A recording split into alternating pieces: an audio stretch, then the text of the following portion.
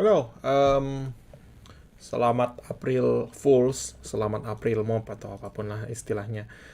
Untuk hari ini, aku nggak tahu mau main apa. Sebetulnya aku tahu sih, tapi hmm, aku harus cek libraryku dulu. Aku udah ada gambaran sebetulnya aku mau main apa hari ini, tapi nanti gampang.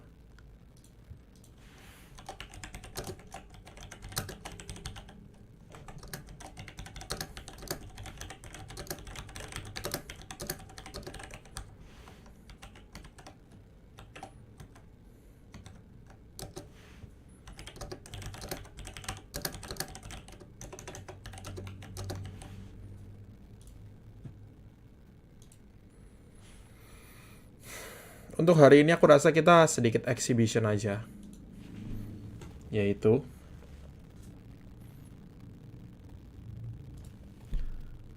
exhibition.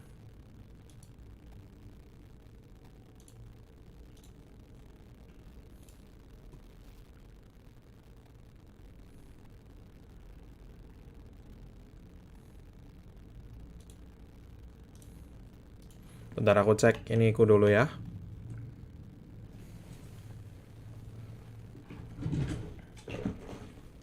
Sorry.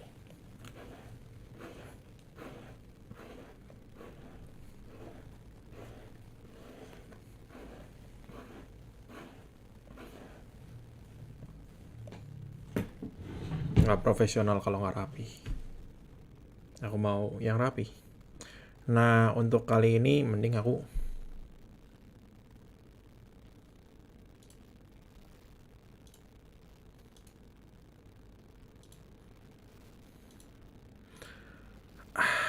ada satu game yang selama ini aku pengen mainin sih, tapi aku nggak pernah sempat dan takut juga. Ayo kita main ini aja.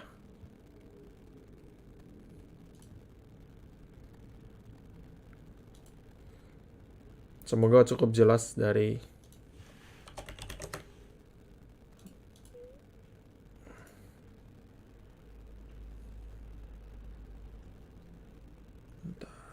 properties, capture itu ya.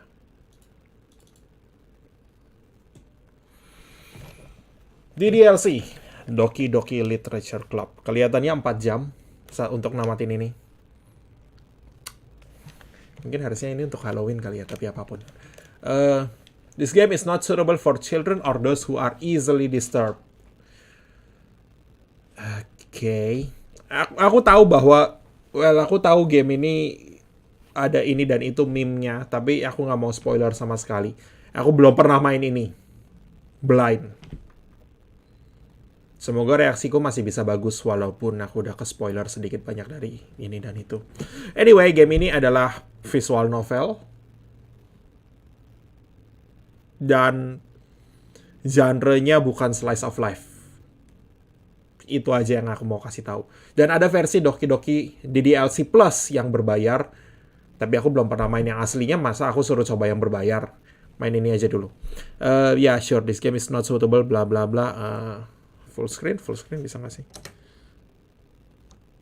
Itu full screen belum? Oke. Lah kok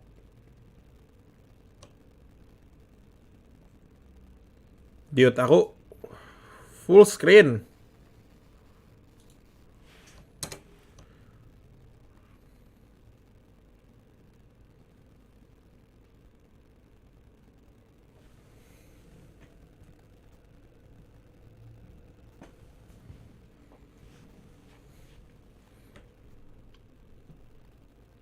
Ya, full screen ya. Not suitable for children or those who are easily disturbed. Individuals suffering from anxiety or depression may not have a safe experience playing this game. For content warnings, please visit... Oh boy. By playing DDLC, you agree that you are at least 13 years of age and you consent to your exposure of highly disturbing content.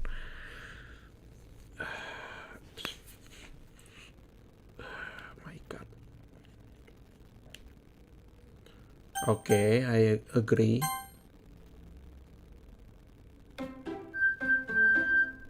Ini timnya yang buat tim Salvato. Iya, aku udah baca tadi sebelumnya. Doki. Oh my god. Anyway. Nah, nggak penting. The help file has been opened in my browser. Blah, blah, blah. Oke, aku nggak ngerti kenapa itu udah crash 2 kali.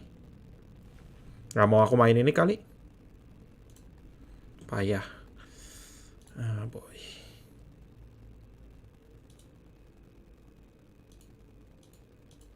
Ya, aku tahu. Ya. Shut up. Ya, Salvato udah lewat.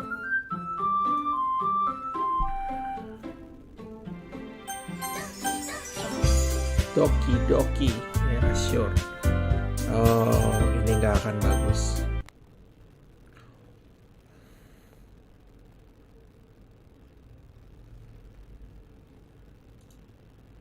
Jadi aku nggak ngerti kenapa barusan crash lagi.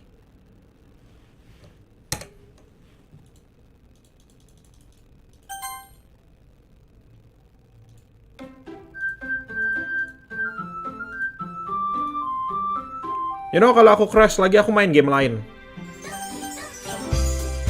Anyway, ya settingnya seperti itu. Enter your name, Lorem.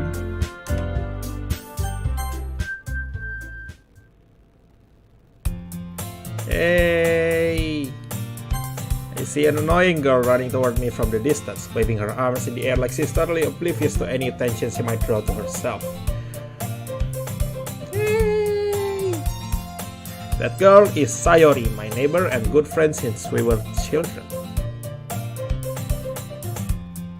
The kind of friend you'd never see yourself making today, but it just kind of works out because you've known each other for so long. That kind of friend.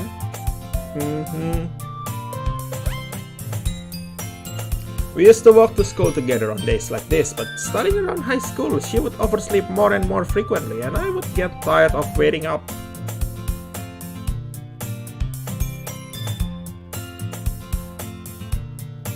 But if she's going to chase me like this, I almost feel better off running away.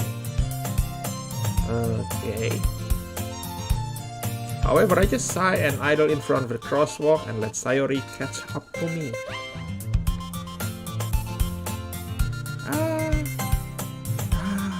I overslept again. But I caught you this time. Maybe, but only because I decided to stop and wait for you. Hey, you said that like you were thinking about ignoring me. That's mean. Well, if people stare at you for acting weird, then I don't want them to think we're a couple or something. Fine. But you did wait for me after all. I guess you didn't have it in you to be mean, even if you want to.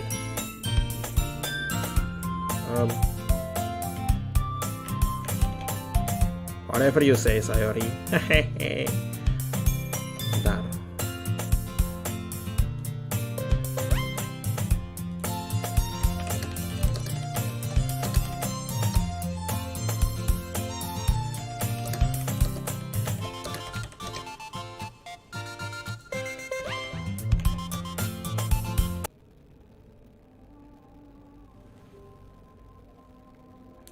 Crash lagi. Jadi aku sama sekali nggak ngerti kenapa crash terus. Tapi oke, fine. Satu kali percobaan lagi.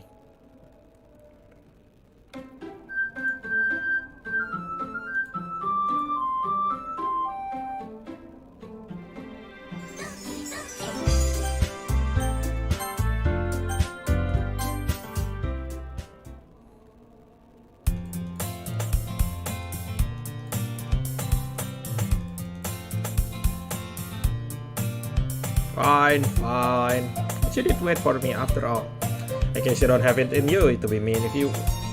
Whatever you say, Sayori. We cross the street together and make our way to school. As we draw near, the streets become increasingly speckled with other students making their daily commute. By the way, have you decided on a club to join yet? A club? I told you already, I'm really not interested in joining any clubs. I haven't been looking either. That's not true. You told me you would join a club this year. Did I? I'm sure it's possible that I did in one of our many conversations where I specifically go along with whatever she's going on about. Sayori likes to worry a little too much about me when I'm perfectly content just getting by on the average while spending my free time on games and anime. Yeah, aku akan... Yeah. I was talking about how I'm worried that you won't learn how to socialize or have any skills before college. Aku mending save dulu deh. Sering-sering di save daripada crash terus. Your happiness is really important to me, you know. And I know you're happy now, but I'd die at the thought of you becoming a NEET in a few years because you're not used to the real world. You trust me, right? Don't make me keep worrying about you. Alright. I'll look at a few clubs if it makes you happy. No promises though. You at least promise me you'll try a little. Yeah, I guess I'll promise you that. Yay! Why do I let myself get lectured by such a carefree girl? More than that, I'm surprised I even let myself relent to her. I guess seeing her worry so much about me makes me want to ease her mind at least a little bit. But even if she does exaggerate everything inside of her head.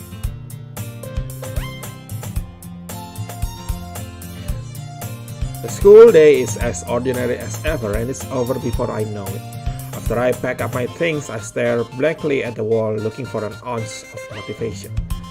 Clubs. Sayori wants me to check out some clubs. I guess I have no choice but to start with the anime club. Hello? Sayori? Sayori must have come into the classroom when I was spacing out. I look around and realize that I'm the only one left in the classroom. I thought I'd catch you coming out of the classroom, but I saw you just sitting here and spacing out, so I came in. Honestly, you're even worse than me sometimes. I'm impressed. You don't need to wait up for me if it's going to make you late to your own club. Well, I thought you might need some encouragement, so I thought, know what? Well, that you could come to my club. Sayori. Yeah? There is no way I'm going to your club. Yeah, really. Sayori is vice president of the literature club. Not that I was ever aware that she had any interest in literature. In fact, I'm 99% sure she only did it because she thought it would be fun to help start a new club. Since she was the first one to show interest after the one who proposed the club, she inherited the title vice president. That said, my interest in literature is guaranteed to be even less. Yeah, I'm going to the anime club. Come on, please. Why do you care so much anyway? Well, I kind of told the club yesterday that I would bring in a new member. And Natsuki made cupcakes and everything. Pero don't make promises you can't keep. You can tell if Sayori is really that much of an airhead or if she is so cunning as to have planned all of this out. And then a long sigh. Fine, I'll stop by for a cupcake, okay? Yes, let's go! Let's go! And thus, today marks the day I sold myself for a cupcake. I dejectedly follow Sayori across the school and upstairs, a section of the school I rarely visit, being generally used for the third-year classes and activities. Sayori, full of energy, swings open the classroom door.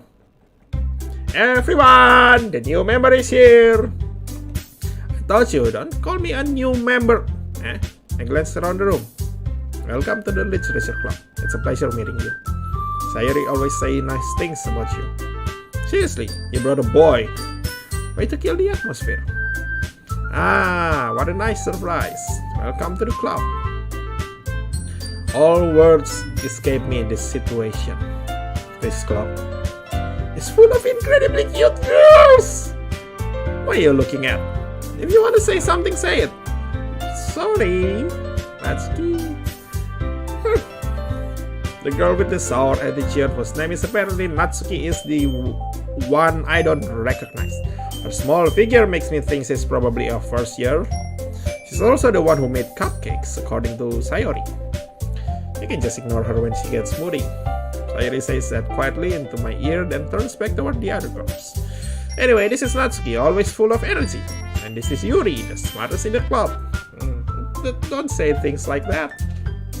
Yuri, who appears comparatively more mature and timid, seems to have a hard time keeping up with people like Sayori and Natsuki. Well, it's nice to meet both of you. And it sounds like you already know Monika, is that right? That's right. It's great to see you again. Monika smiles sweetly. We do know each other. Well, we rarely talk, but we were in the same class last year. Monika was probably the most popular girl in class. Smart, beautiful, athletic. Basically, completely out of my league. So having her smile at me so genuinely feels a little... You too, Monika. Come sit down, Lauren. We made room for you at the table, so you can sit next to me or Monika. I'll get the cupcakes. Hey, I made them. I'll get them. Sorry, I got a little too excited. And how about I make some tea as well? The girls have a few desks arranged to form a table. As Sayori mentioned, it's been widened so that there is one space next to Monika and one space next to Sayori. Natsuki and Yuri walk over to the corner of the room where Natsuki grabs a wrap tray and Yuri opens the closet. Still feeling awkward, I take a seat next to Sayori. Natsuki proudly marches back to the table, tray in hand. Okay, are you ready? Ta-da! Cha-cha! Wow! Natsuki lifts the foil off the tray to reveal a dozen white, fluffy cupcakes, decorated to look like little cats. The whiskers are drawn with icing and little pieces of chocolate were used to make ears. Sorry, aku butuh kacamata aku. Kalau baca teks sebanyak ini dan seterang itu, kelihatannya aku butuh kacamata.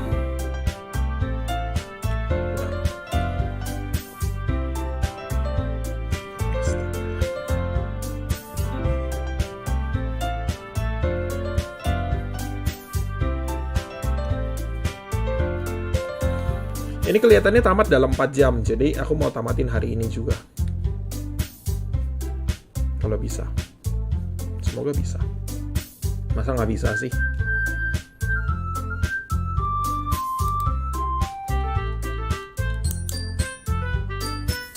Oke, much better.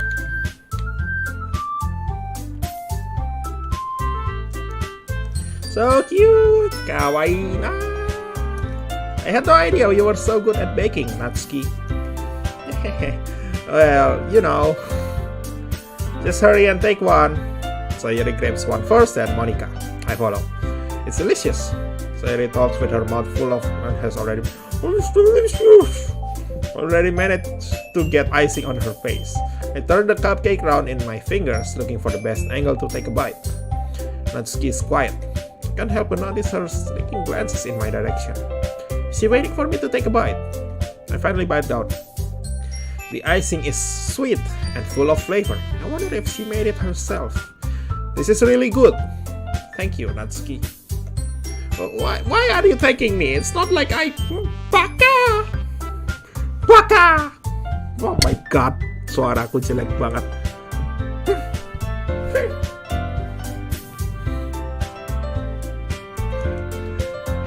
Haven't I heard this somewhere before?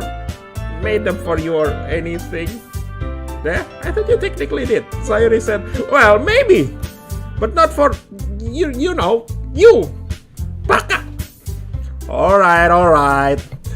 I gave up on Natsuki's weird logic and dismissed the conversation. Yuri returns to the table carrying a tea set. She carefully places a teacup in front of each of us before setting down the teapot next to the cupcake tray. You keep a whole tea set in this classroom? Don't worry, the teachers gave us permission. After all, doesn't a hot cup of tea help you enjoy a good book? I guess. Don't let yourself get intimidated. Yuri's just trying to impress you. That's not true. Insulted, Yuri looks away. I mean that, you know. I meant that, you know. I believe you. Well, tea and reading might not be a pastime for me, but I at least enjoy tea. I'm glad. Yuri faintly smiles to herself in relief. Monika raises an eyebrow, then smiles at me. So, what made you consider the literature club? I was afraid of this question. Something tells me I shouldn't tell Monica that I was practically dragged here by Sayori. Well, I haven't joined any clubs yet, and Sayori seemed really happy here, so it's okay, don't be embarrassed. We'll make sure you feel right at home, okay? As president of the literature club, it's my duty to make the club fun and exciting for everyone. Monica, I'm surprised. How come you decided to start your own club? You could probably be a board member for any of the major clubs. Weren't you leader of the debate club last year? Well, you know, to be honest, I can stand all of the politics around the major clubs. It feels like nothing but arguing about the budget and publicity and how to prepare for events. I'd much rather take something I personally enjoy and make something special out of it. And if it encourages others to get into literature, then I'm fulfilling that dream. Monica really is a great leader. Yuri also nods in agreement. And I'm surprised there aren't more people in the club yet. It must be hard to start a new club. You could put it that way. Not many people are very interested in putting out all the effort to start something brand new, especially when it's something that doesn't grab your attention, like literature. You have to work hard to convince people that you're both fun and worthwhile, but it makes school events like the festival that much more important. I'm confident we can all really grow into this club before we graduate. Right, everyone? Yeah, we'll do our best. You know it. Everyone enthusiastically agrees. Such different girls, all interested in the same goal. Monica must have worked really hard just to find these three. Save dulu. Maybe that's why they were all so delighted by the idea of a new member joining. Though I still don't really know if I can keep up with their level of enthusiasm about literature. So, what kind of things do you like to read? Well, manga. Considering how little I've read this past few years, I don't really have a good way of answering that. Ini nih, yang buku baru yang aku beli minggu ini.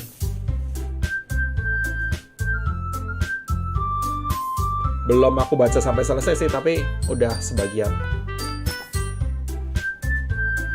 Anyway, balik ke astaga, manga. I muttered quietly to myself while checking. Natsuki's head suddenly perks up. It looks like she wants to say something, but she keeps quiet. Not much of a reader, I guess. Well, that can change. What am I saying? I spoke without thinking after seeing Yuri's sad smile. Anyway, what about you, Yuri? Well, let's see. Yuri traces the rim of her teacup with her finger. My favorites are usually novels that build deep and complex fantasy worlds. The level of creativity and craftsmanship behind them is amazing to me. And telling a good story in such a foreign world is equally impressive. Cerita itu memang selalu menarik ya, terutama kalau ceritanya detail dan masuk akal. Hey, story gamer moment, sorry. Anyway, Yuri goes on, clearly passionate about her reading. She seems so reserved and timid since the moment I walk in, but it's obvious by the way her lights light up that she finds her comfort in the world of books, not people. But, you know, I like a lot of things. Stories with deep psychological elements usually immerse me as well. Isn't it amazing how a writer can so deliberately take advantage of your own lack of imagination to completely throw you for a loop? Anyway, I've been reading a lot of horror lately. I read a horror book once. I desperately grasped something I can relate to at a minimal level. At this rate, Yuri might as well be having a conversation with a rock. Really, I wouldn't have expected that, Yuri. For someone as gentle as you. I guess you could say that. But if a story makes me think or takes me to another world, then I really can't put it down. Sama. So real horror is often very successful at changing the way you look at the world, if only for a brief moment. I hate horror. Oh, why is that? Well, Natsuki's eyes dart over to me for a split second. Never mind. Takut hantu. That's right, you usually like to write about cute things, don't you, Natsuki? Oh, what? What gives you that idea? You left a piece of scrap paper behind last club meeting.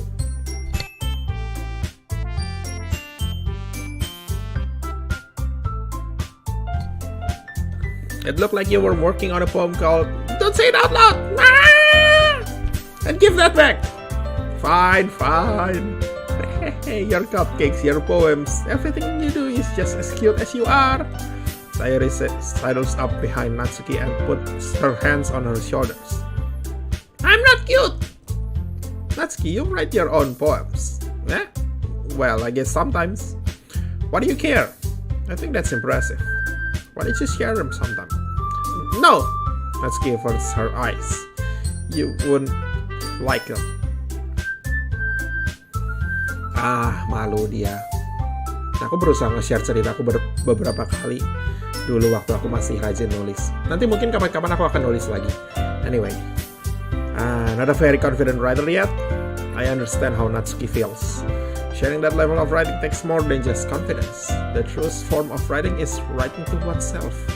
You must be willing to open up to your readers, exposing your vulnerabilities and showing even the deepest reaches of your heart. Do you have writing experience too, Yuri? Maybe if you share some of your work, you can set an example and help Natsuki feel comfortable enough to share hers. I guess it's the same for Yuri. Oh, I wanted to read everyone's poems. We all sit in silence for a moment. Okay, I have an idea, everyone. Natsuki and Yuri look quizzically at Monika. Let's all go home and write a poem of our own. Then, next time we meet, we'll all share them with each other. That way, everyone is even. Yeah, let's do it. Plus, now that we have a new member, I think it will help us all get a little bit more comfortable with each other and strengthen the bond of the club. Isn't that right? Monika smiles warmly at me once again. Hold on, there's still one problem. What's that? Now that we're back to the original topic of me joining the club, I proudly come forth with what's been on my mind the entire time. I never said I would join this club. Sayori may have convinced me to stop by, but I never made any decision. I still have other clubs to look at and... I lost my train of thought. All four girls stare back at me with dejected eyes. But... I'm sorry, I thought... You all... I'm defenseless against these girls. How am I supposed to make a clear-headed decision when it's like this? That is, if writing poems is the price I need to pay in order to spend every day with these beautiful girls. Haha. Right. Okay, I've decided then. I'll join the literature club. One by one, the girls' eyes light up. Yes, I'm so happy. Yay! Sayori wraps her arms around me, jumping up and down. Hey, you really did scare me for a moment. If you really just came for the cupcakes, I would be super pissed. Then that makes it official. Welcome to the literature club. Thanks, I guess. Okay, everyone. I think with that, we can officially end today's meeting on a good note, and we can save it on a good note.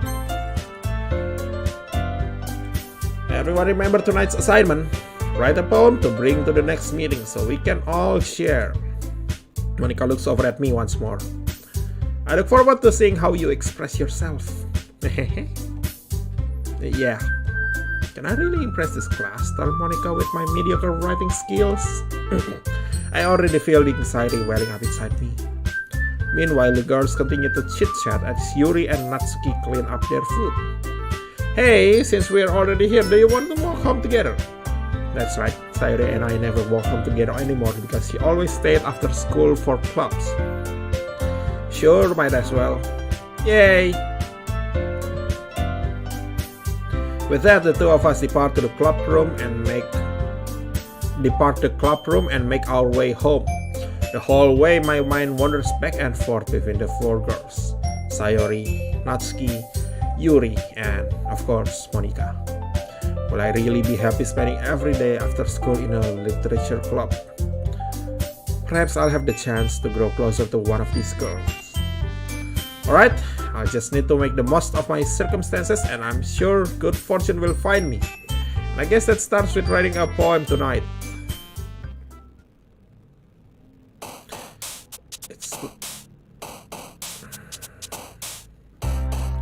It's time to write a poem. Pick words you think your favorite club member will like.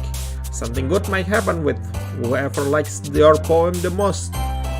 Save dulu, save. Dream, cheer, color, whisper together, excitement, friends, forgive, incongruent prayer.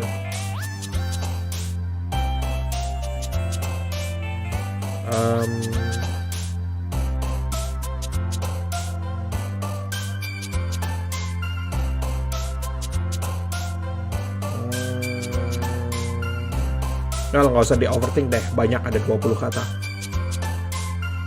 Friends, question, childhood, extreme fantasy, sing, bla bla bla, despise, effulgent, book, passion. Effulgent ini artinya apa? Sorry, bentar.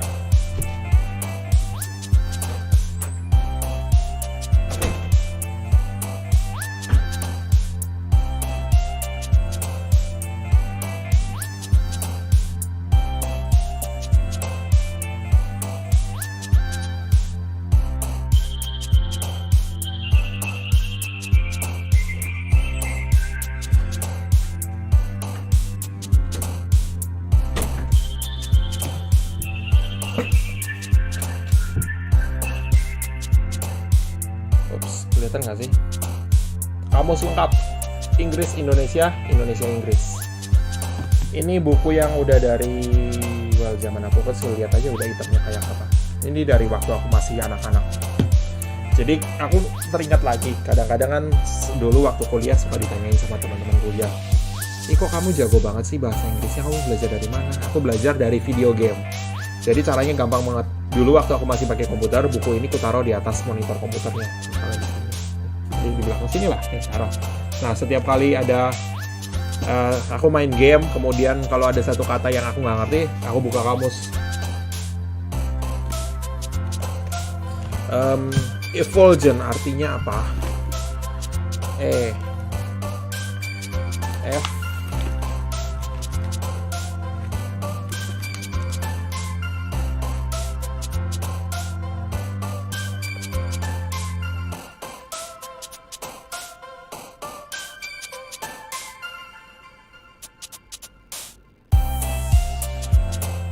nggak ada di kamus ini.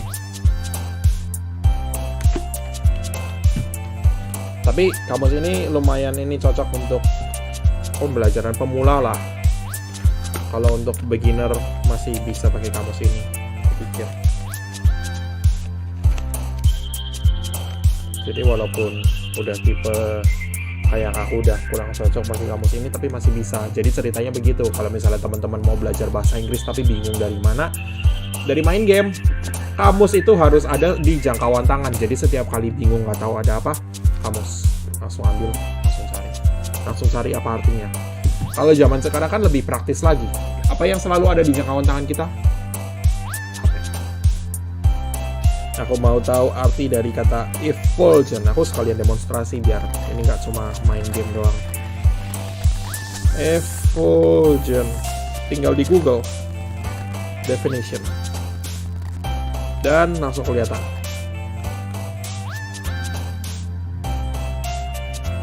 Shining brightly, radiant, bersinar terang. Cara belajar bahasa Inggris yang paling gampang itu adalah langsung dipakai. Langsung dipakai ketika lagi main game, ketika lagi nonton TV, baca buku, drama, segala macam, selalu harus ada kamus di jangkauan tangan. Kalau dulu sekitar 20 tahun yang lalu, kamusnya buku. Tapi kalau sekarang teknologi udah maju 20 tahun, kamusnya jadi HP. Anyway, ceritanya seperti itu caranya supaya kalau kamu mau belajar bahasa, nggak cuma bahasa Inggris, semua bahasa. Balik lagi ke story, passion,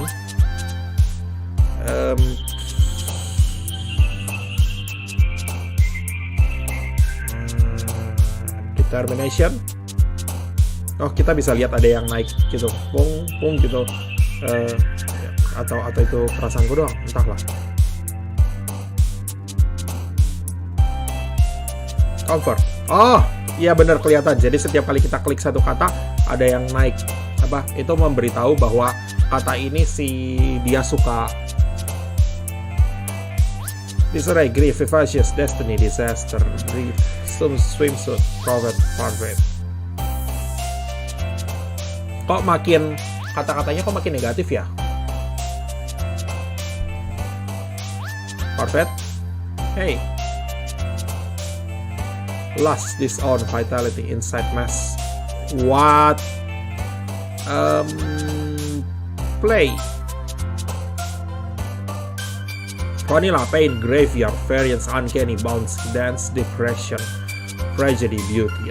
Vanilla. Starscape. Suicide. Loud, wrath, games, bubbles, whistle, faster, cage, pop. Game. Dark horror, hair, family, captive, skirt, pierce, feather, flea, fireworks. Fireworks?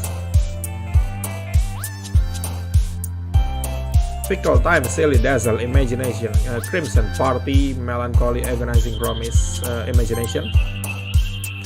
Shopping, adventure, lipstick, sugar, vivid, hope, fun, shiny, email, dan infallible. Adventure, frightening, death, warm, fear, socks, ribbon, candy, rainbow, electricity, dan this. What? Ribbon?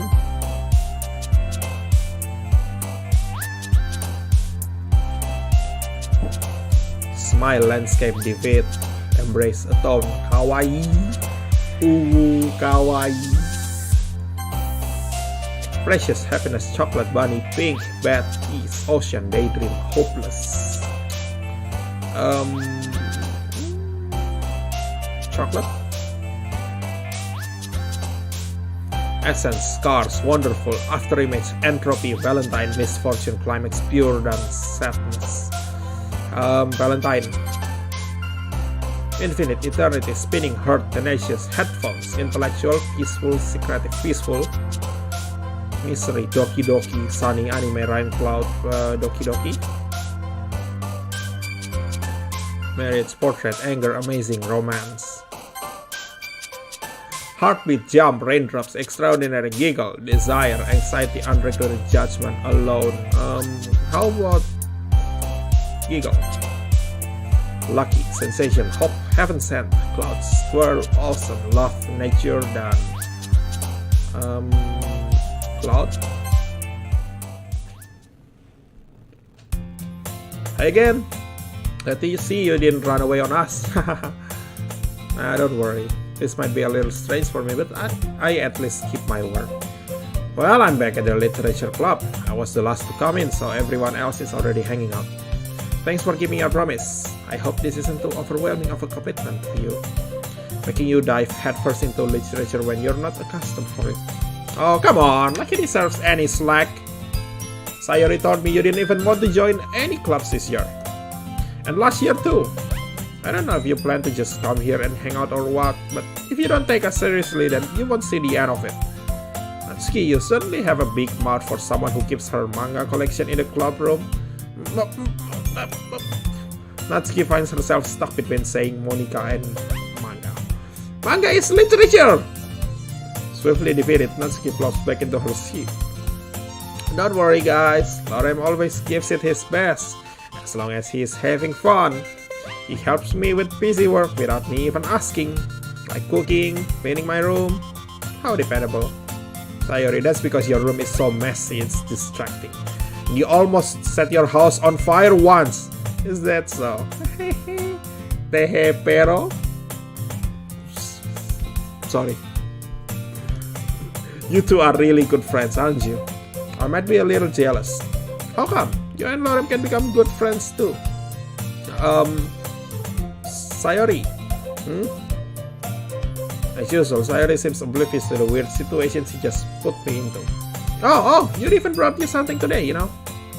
Wait, Sayori. Me? Not really. Don't be shy. It's really nothing. What is it? Never mind. Sayori made it sound like a big deal when it's really not. What do I do? I'm sorry, Yuri, I wasn't thinking. I guess that means it's up to me to rescue this situation. Hey, don't worry about it. First of all, I wasn't expecting anything in the first place, so any nice gesture from you is a pleasant surprise. It'll make me happy no matter what. Is that so? Yeah, I won't make it a big deal if you don't want it to be. Alright. Well, here. Yuri reaches into her bag and pulls out a book. I didn't want you to feel left out, so I picked out a book that I thought you might enjoy. It's a short read, so it should keep your attention even if you don't usually read. And we could, discuss it if you wanted. This is how is this girl accidentally being so cute? She even picked out a book she thinks I like despite me not reading much. Yuri, thank you. I'll definitely read this. I enthusiastically take the book. Whew. Well, you can read it at your own pace. I look forward to hearing what you think.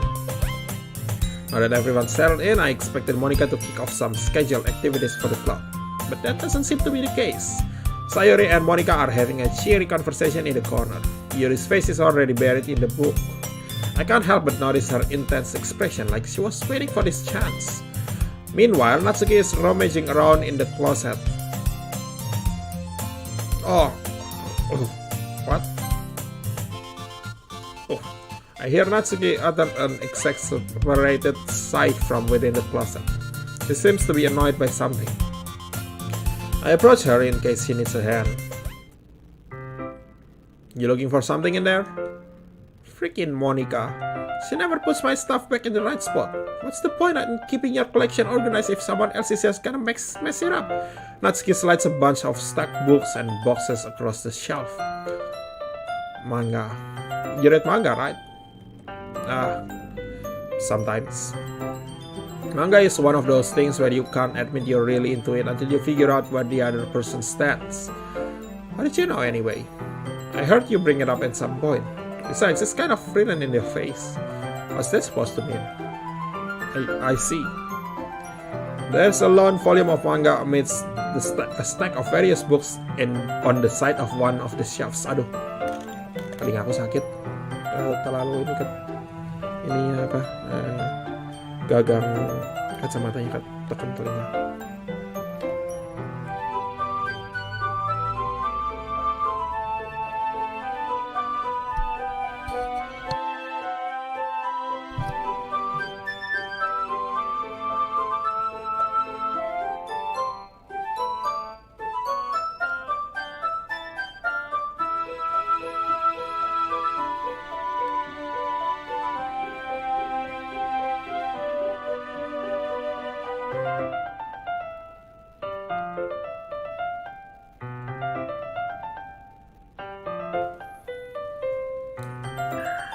Istirahat dulu deh kacamatanya kalau gitu. Aku tadinya mikir aku cuma mau begini aja, tapi aku kencengin headphoneku supaya aku bisa denger walaupun gak dipasang di telinga, tapi takutnya pengaruh ke mikrofonnya yang terlalu sensitif. Well, anyway. There's a long volume of manga amidst the stack of various books on the side of one of the shelves. Curious, I pull it out of the stack. There it is! Natsuki snatches it out of my hand. She then turns into a box of manga and slips the volume right into the middle of the rest. Much better. Seeing a box set with one book missing is probably the most irritating sight in the world. I know that feel. I get a closer look at the box set she's admiring. Perfect Girls? It's a series I've never heard of in my life. That probably means it's either way out of my demographic or it's simply terrible. If you're gonna judge, you can go do it through the glass on that door. She points to the classroom door. Hey, I wasn't judging anything. I didn't even say anything. It was the tone of your voice. But I'll tell you one thing. Consider this a lesson straight from the literature club. Don't judge a book by its cover. In fact, Natsuki pulls out the first volume of Perfect Girls from the box. I'm gonna show you exactly why. She shoves the book right into my hands. I stare at the cover. It features 4 girls in colorful attire striking animated feminine poses. It's exceedingly moe. Don't just stand there. What? Natsuki grabs my arm and pulls me out of the closet. She then takes a seat against the wall beneath the window sills. She pats on the ground next to her, signaling me to sit there. Won't chairs be more comfortable? I take my seat. Chairs wouldn't work. We can't read at the same time like that. What's that? I guess it's easier to be close together like this. Don't just say that! You'll make me feel weird about it. Natsuki crosses her arms and scoots an inch away from me. Sorry. I didn't exactly expect to be sitting this close to her either. She's a tsundere. Tsundere dan oh my, wah. Not that I can say it's particularly a particularly bad thing. I open the book. It's only a few seconds before Natsuki once again inches closer, reclaiming the additional space while she hopes I won't notice. Obviously I do. I can feel her peering over my shoulder, much more eager to begin reading than I am. Oh, how long has it been since I read the beginning? You don't go back and flip through the older volumes every now and then? Not really. Maybe sometimes after I've already finished the series. Hey, are you paying attention?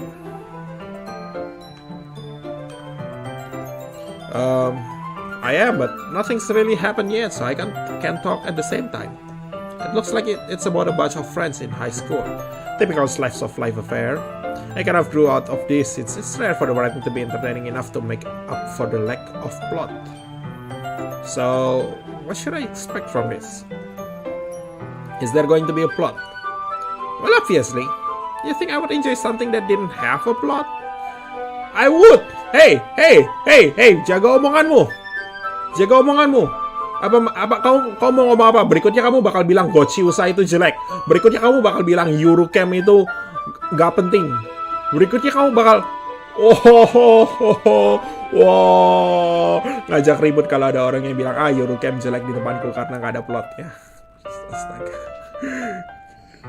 Hey, kan apalagi kita biasa semakin tua kita semakin butuh pelarian dari dunia nyata yang sedemikian pahitnya. Jadi ya nonton apalah yang kamu mau. Gak ada yang ngejudge dengan selera animemu, selera mangamu, selera gamemu, selera bahan bacaanmu gitu. Gak akan ada yang ngejudge mau kamu suka apapun. Kecuali isekai. Anyway, ayo kita lanjut ngomongin soal slice of life ini. Well, I guess I know what you're saying. A lot of the beginning is about simple things. Like there's a really funny chapter where they're obsessed with a guy at the ice cream shop. But that just helps you get to know the characters. And besides, it's still entertaining. But later on, there's all kinds of drama. Like when they get all into all their backstories and when some of the romance starts to happen. That's really what makes it so good. There are so many touching parts. Is that so? It sounds like you really know what you're talking about.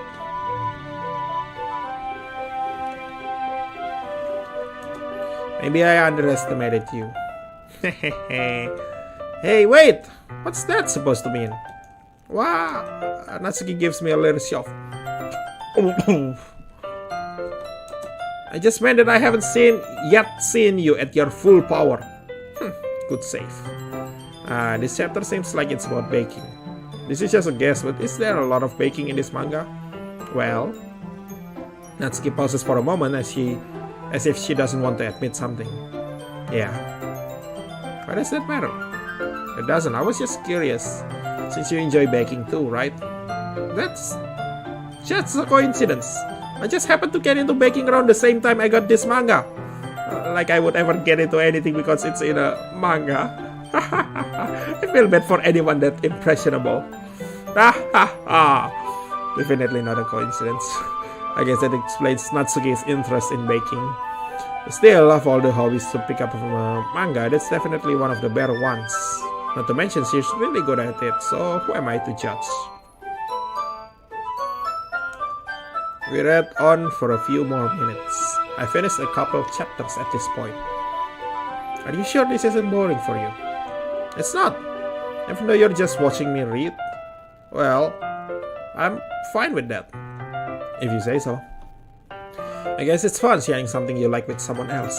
I always get excited when I convince any of my friends to pick up a series I enjoy. Ayo main karakter. Ayo main is. You know what I mean? You don't? That's not... Well, I wouldn't really know. What do you mean? When you share your manga with your friends, did you not rub it in? Jeez. Sorry. Like I could ever get my friends to read this. They just think manga is for kids. I can't even bring it up with them. I can't even bring it up without them being all like, you still haven't grown out of that yet? Makes me want to punch them in the face. Oh, I know those kinds of people. Honestly, it takes a lot of effort to find friends who don't judge, much less friends who are also into it. I'm already kind of a loser, so I guess I gravitated toward the other losers over time. But it's probably harder for someone like you. Yeah, that's pretty accurate. Wait, which part? I mean, I feel like I can't even keep it in my own room. I don't even know what my dad would do if he found this. Well, aku rasa kamu suka nonton baca ini, ya udahlah, nggak apa-apa. Kalau suatu manga itu bagus, walaupun slice of life tapi menghibur, kemudian mengajarkanmu hobi baru yang produktif, kenapa enggak? Sebagai bapak aku akan bangga anakku suka manga bagus. At least it's safe here in the club room. Except Monica was kind of a jerk about it. I just can't win, can I? Well, it paid off in the end, didn't it? I mean, here I am reading it. Well, it's not like that solves any of my problems. Maybe. But at least you're enjoying yourself, right? So? Jeez, that's enough. Are you gonna keep reading or what? Yeah. I flip the page. Suddenly, Natsuki starts laughing. I totally forgot that happens. Natsuki puts her finger on one of the panels. Minori is my favorite character. You always feel a little bad for her since she's so unlucky. But it gets especially bad when... Oh, I shouldn't be talking about that yet. Just finish this chapter. Natsuki's voice sparkles with excitement. It's a stark contrast to her usual bossy tone. But as she is not used to sharing her favorite manga with her friends, I can understand why. It's hard to express in words the feeling you get when connecting with someone like that. And being able to provide that to Natsuki, for whom it's a rare experience, the thought makes me smile a little to myself. Okay, everyone. Are you all ready for today's poems? Oh, come on. Could your timing be any worse? Sorry. I just need to make sure we have enough time. So you do look pretty cozy over there. Natsuki suddenly notices how close she's gotten into me.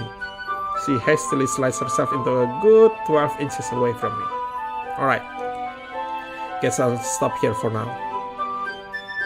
I close the book and headed towards Natsuki. You're just giving it back? Don't you want to know what happens? Yeah, but... Monica just said, don't be dumb. Just take it home with you. Is that really alright? I said that mostly because I really didn't plan on using my spare time to read this. Well, of course. It would take forever to finish if you didn't take it home. Let's finish that one before tomorrow so we can start the next one. Oh, aku udah dikasih buku sama Yuri, sekarang aku disuruh baca. Well, biasanya manga satu komik itu lumayan tipis sih satu volumenya. Zaman sekarang makin lama makin tipis. Kecuali kalau kayak tankobon itu tebel. Tapi kalau cuma kayak satu volume, satu kotak gitu, paling berapa sih 100 halaman? Harusnya relatif. Nggak tahu. Pokoknya begitu aja. And if it gets spent, I'll kill you. By tomorrow. I only got partway through the volume so far. I might fall behind on some shelves if I try to get through this. Siapa yang peduli? Anime itu bisa di-download nanti nonton maraton. Aku nonton anime maraton, nggak ikut musiman. But I suppose that's a necessary sacrifice in exchange for seeing Natsuki's enthusiastic face.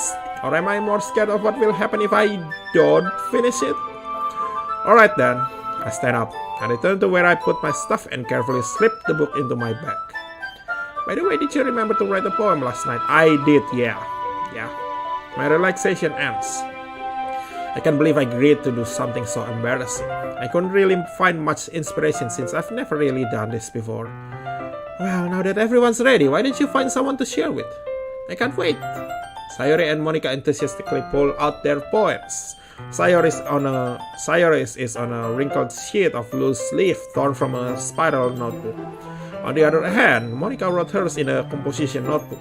I can already see Monica's pristine handwriting from where I sit. Natsuki and Yuri reluctantly comply as well, reaching into their bags. I do the same myself. Who should I show my poem to first?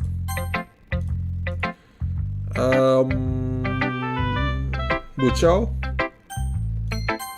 I should start with Monica. Yesterday she seemed eager to read my poem and I want her to know I'm putting in effort. Hi, having a good time so far? Yeah. Good, glad to hear it. By the way, since you're new and everything, if you ever have any suggestions for the club, like new activities or things we can do better, I'm always listening.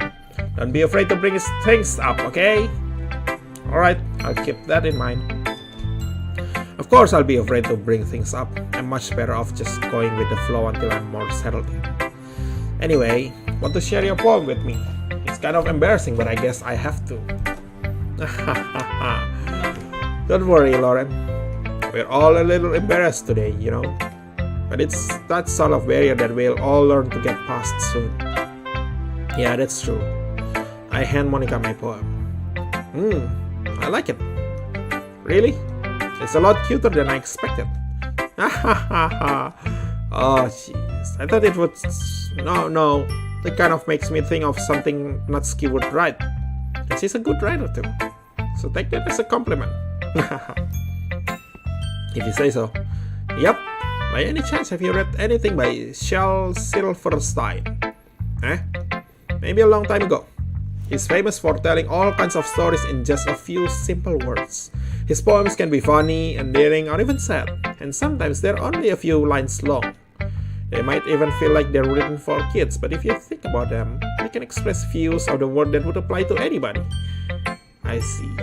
So you're saying that Natsuki is kind of like that? Sort of. Maybe she's not an expert, but you probably won't find much filler in her poems. They might be easy to write, but they are super challenging to get the meaning through. So I can see why it would be your kind of poem to explore. I'm sure I'll end up trying different things a lot. It could take a while before I feel comfortable doing this. That's okay. I'd love to see you try new things. That's the best way to find the kind of style that suits you. Everyone else might be a little bit biased toward their own kinds of styles, but I'll always help you find what suits you the most. So don't force yourself down to write the way everyone else wants you to write. It's not like you have to worry about impressing them or anything. Anyway, do you want to read my poem now? Don't worry, I'm not very good. You sound pretty confident for someone who claims to not be very good. That's because I have to sound confident. That doesn't mean I always feel that way, you know? I see. Well, let's read it then. Hole in wall. It couldn't have been me. See the direction the sparkle protrudes. A noisy neighbor? An angry boyfriend? I'll never know. I wasn't home. I peer inside for a clue. No, I can't see. I reel blind like a film left out in the sun.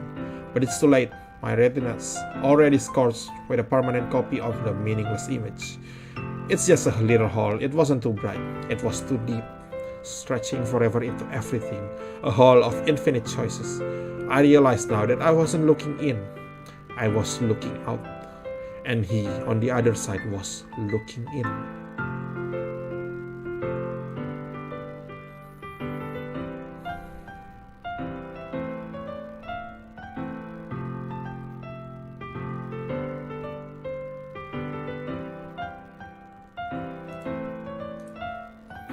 So, what do you think?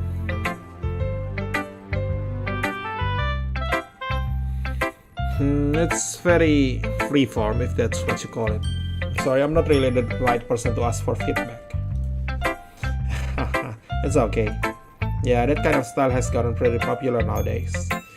That is, a lot of poems have been putting emphasis on the timing between words and lines. When performed out loud, it can be really powerful. What was the inspiration behind this one? Well, I'm not sure if I know how to put it. I guess you could say that I had some kind of epiphany recently. It's been influencing my poems a bit. An epiphany. Yeah, something like that.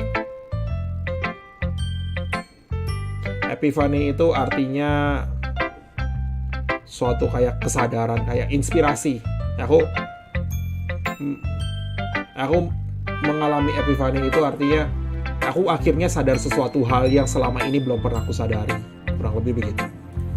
I'm kind of nervous to talk about deep stuff like that because it's kind of coming on strongly. Maybe after everyone is better friends with each other. Anyway, here's Monica's writing tip of the day.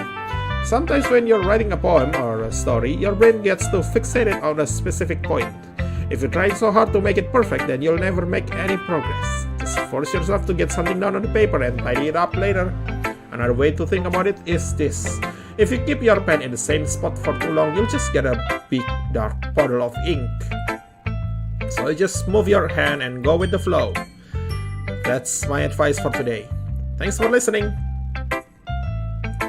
Who should I show my poem to next? Katanya mirip sama Natsuki punya kan, jadi ayo kita tunjukin ke Natsuki.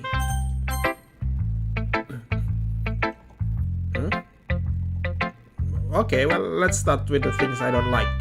First of all, Natsuki reads my poem. Never mind, I don't feel like giving you my opinion. Then what's the point of sharing in the first place? I wrote this when I could have been doing other things. Oh, in fact, remember how I said I wanted to read your poems? That's what I had in mind when writing this. I want to help you feel comfortable enough to share yours, like Monica said. Oh, well, I would be more comfortable sharing my poem if yours was really bad. You were supposed to show me some dumb poem and make me go, ha, well, it's not that great, but let me show you what real literature looks like. And you went and ruined it. I hope you're happy. What?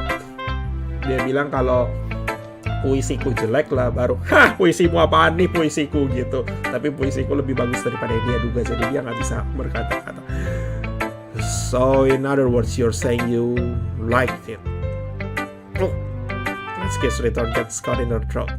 Oh, you don't understand anything, do you? I already told you that. You don't have to go announcing it to the world like you're all self-important. Pretty sure you never actually said that. I said that mostly to myself. Natsuki must really hate me for something. I can't figure out if it's a win or loss that she liked my poem. In any case, you still need to show me yours, right? Fine, I guess. Only because Monica will make it me if I don't. Eagles can fly. Monkeys can climb. Crickets can leap. Horses can race. Owls can seek. Cheetahs can run. Eagles can fly. People can try. But that's about it. Oh, bagus loh. Yeah. I thought you that you weren't gonna like it. I like it. What? Just be honest. I am. I like it. Dan bukan cuma karakternya doang, tapi aku juga suka. Keren. People can try, but that's about it. It's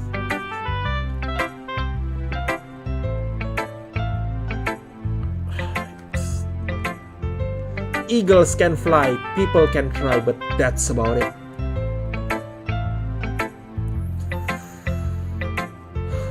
Keren. Jujur keren. Tapi gimana ya, aku menjelaskannya agak susah karena people can try, but that's about it itu kayak orang bisa mencoba tapi ya itu aja yang dia bisa. Dalam artian usaha manusia itu munculnya dari try, dari effort tersebut, pencapaian manusia, apapun yang kita raih secara kolektif. Awal peradaban manusia, dari manusia gua belajar membuat api, belajar memasak, belajar membuat alat, sampai akhirnya kita bisa mendarat di bulan, sampai akhirnya kita punya kamus di genggaman tangan kita.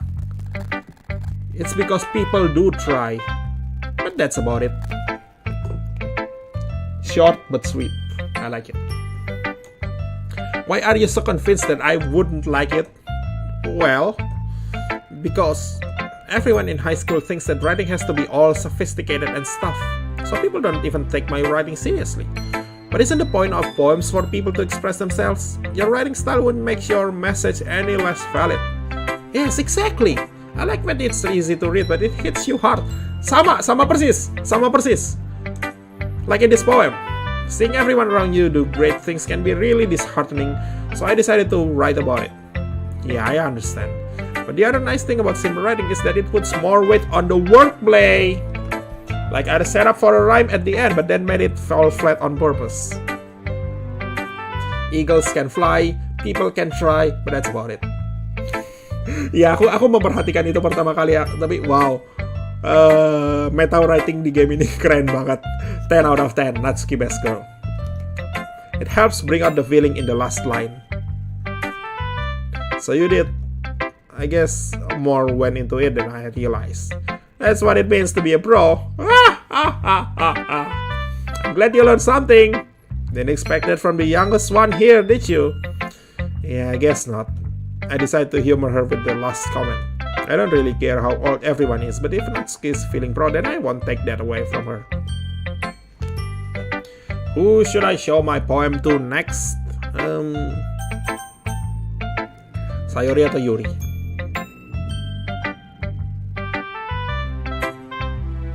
Yuri deh. Yuri tadi ngasih buku, seolah-olah dia antusias sekali. Hey, Yuri stares at the poem. A minute passes, more than enough time for her to finish reading. Oh!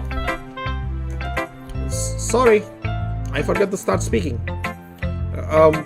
It's fine, don't force yourself. I just need to put my thoughts into words. Hold on. Okay. This is your first time writing a poem, right? Yeah. Why do you ask? I'm just making sure. I guess that it might be after reading through it. So it's that bad. No! Did I just raise my voice? Oh, I'm so sorry. Yuri buries her face in her hands. Silas dia nengok ke sebelah. Oh well.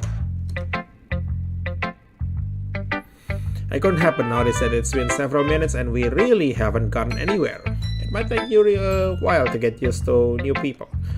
It's fine, I really didn't notice. What were you saying? Right, it's just that there are specific writing habits that are usually typical of new writers.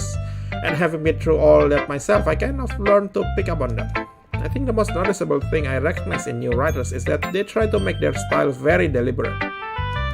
In other words, they tend to pick a writing style separate from the topic matter and they fit the two together. The end result is that both the style and the expressiveness are weakened. Once Yuri finds her train of thought, it's as if her demeanor totally changes. Her stammering is completely gone and she sounds like an expert.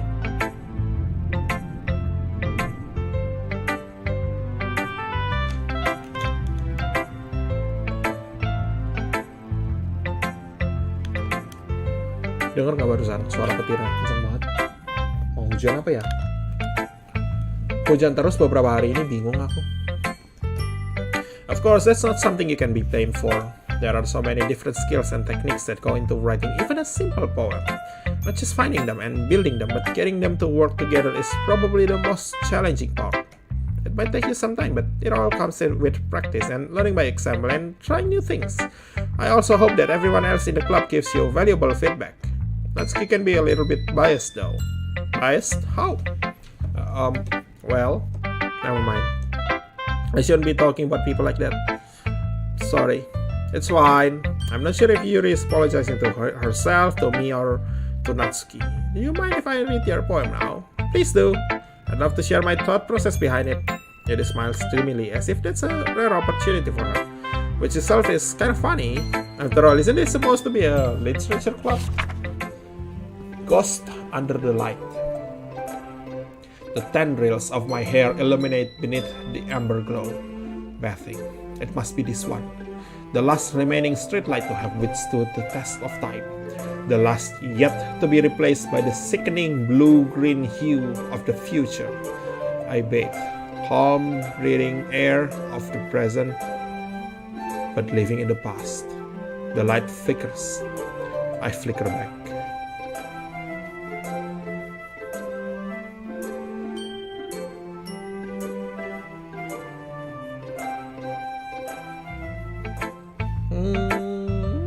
Gimana ya? Aku suka sih menceritakan suatu kayak Monica punya, itu juga ceritanya menarik.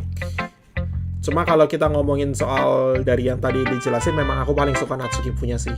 Jujur, punya Natsuki yang menurutku paling bagus. I'm sorry, I have such terrible handwriting. What? I wasn't thinking that at all. But it took you a long time to read. Well, I just don't read script very often. I actually think your handwriting is pretty. That's a relief. Also, I like the poem. Even though it's short, it was really descriptive. It wasn't too short. I usually write longer poems. Not at all. I'm really glad you like it. I'll be honest. Since it's our first time sharing, I wanted to try to write something a little more mild. Something easy to digest, I suppose. Are you into ghosts, Yuri? No. Actually, the story isn't about a ghost at all. Okay? Really? I must have totally missed the point.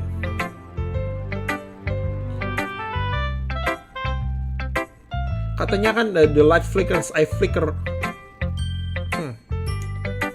Well, I suppose you did only glance over it after all, but remember that poets often express their own thoughts, feelings, and experiences in their work. They usually do more than tell a simple story or paint a picture.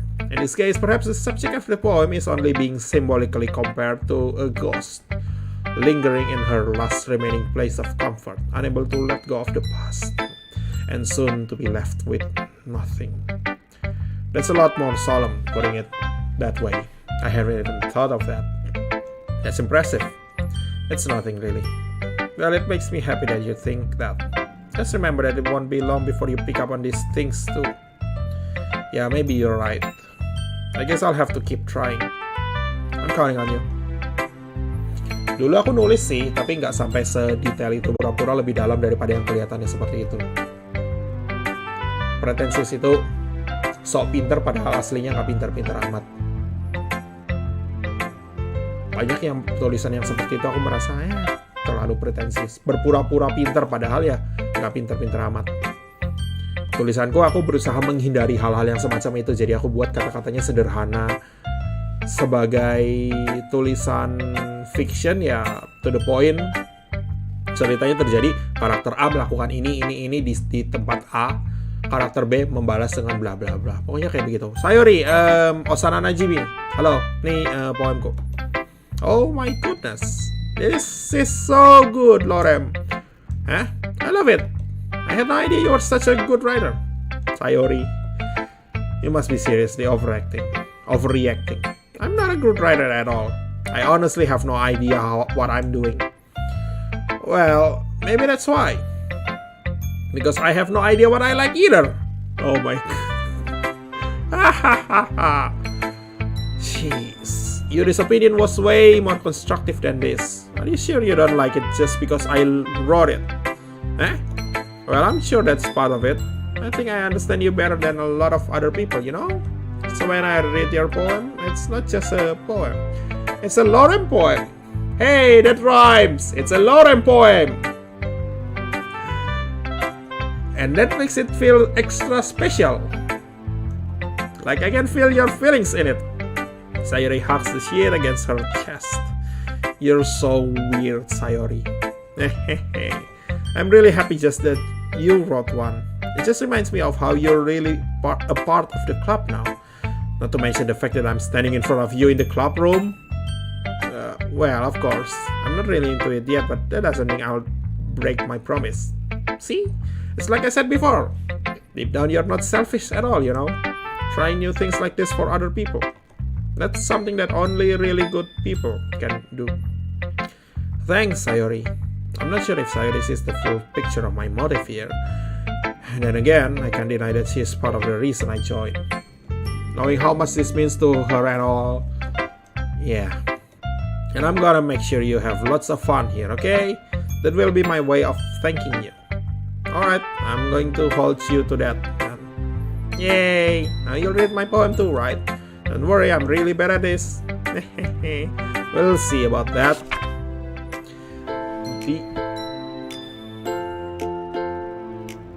Perhatikan gak background musiknya berubah? Jadi kayak rendition dari masing-masing ini kali, bisa dibilang menjadi masing-masing karakternya. Dear sunshine, the way you glow through my blinds in the morning, it makes it feel like you missed me. Kissing my forehead to help me out of bed, making me rub the sleepy from my eyes. Are you asking me to come out and play? Are you trusting me to wish away a rainy day? I look above, the sky is blue. It's a secret, but I trust you too. If it wasn't for you, I could sleep forever. But I'm not mad. I want breakfast. It's funny. It's good and it's funny. Sayori. This is just a guess, but did you wait until this morning to write this?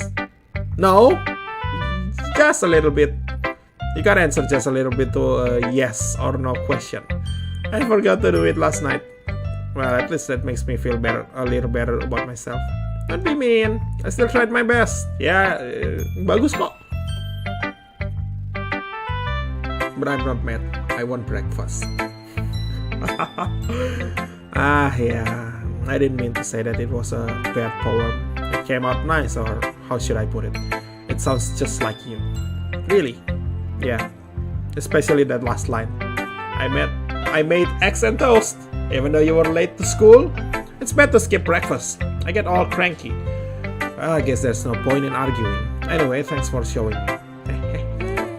This was so much fun. Monica's the best. Yeah. But next time I won't forget. And I'm gonna write the best poem ever. I guess I look forward to it. Whew. That's day 1. Udah 1 jam 20 menit. Panjang amat. I guess that's everyone. I glance around the room. That was a little more stressful than I anticipated. It's as if everyone is judging me for my mediocre writing abilities. Even if they're just being nice, there's no way my poems can stand up to theirs. This is a literature club after all, I sigh. I guess that's what I ended up getting myself into. Across the room, Sayori and Monica are happily chatting. My eyes land on Yuri and Natsuki. They gingerly exchange sheets of paper, sharing their respective poems. As they read in tandem, I watch each of their expressions change. Natsuki's eyebrows furrow in frustration. Meanwhile, Yuri smiles sadly. What's with this language? Did you say something? Oh, it's nothing. Natsuki dismissively returns the poem to the desk with one hand. I guess you could say it's fancy. Thanks. Yours is cute. Cute. Did she completely miss the symbolism or something? It's clearly about the feeling of giving up. How can that be cute? Giving up. People can try, but that's about...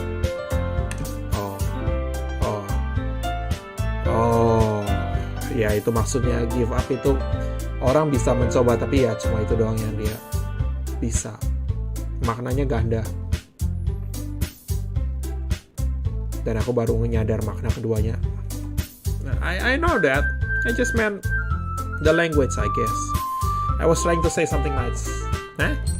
You mean you have to try too hard? That hard to come up with something nice to say? Thanks, but it really didn't come out nice at all. Come on. Well, I do have a couple suggestions. If I was looking for suggestions, I would have asked someone who actually liked it. Which people did, by the way. Sayori liked it. And Lauren did too. So based on that, I'll gladly give you some suggestions of my own. First of all, excuse me, I appreciate the offer, but I've spent a long time establishing my writing style. I don't expect it to change anytime soon, unless of course I come across something particularly inspiring, which I haven't yet. And Lauren liked my poem too, you know. Which poem do you like better? Oh boy, he even told me he was impressed by it. Natsuki suddenly stands up. Oh, I didn't realize you were so invested in trying to impress our new member, Yuri. That's not what I... You're just... Yuri stands up as well. Maybe you're just jealous that Lorem appreciates my advice more than he appreciated yours. What? That's not true. And how do you know he didn't appreciate my advice more? Are you that full of yourself?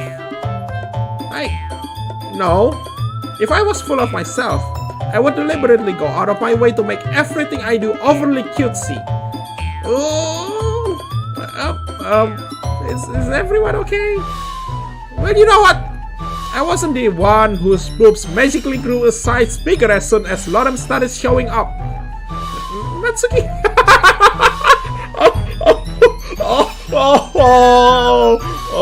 Big if true.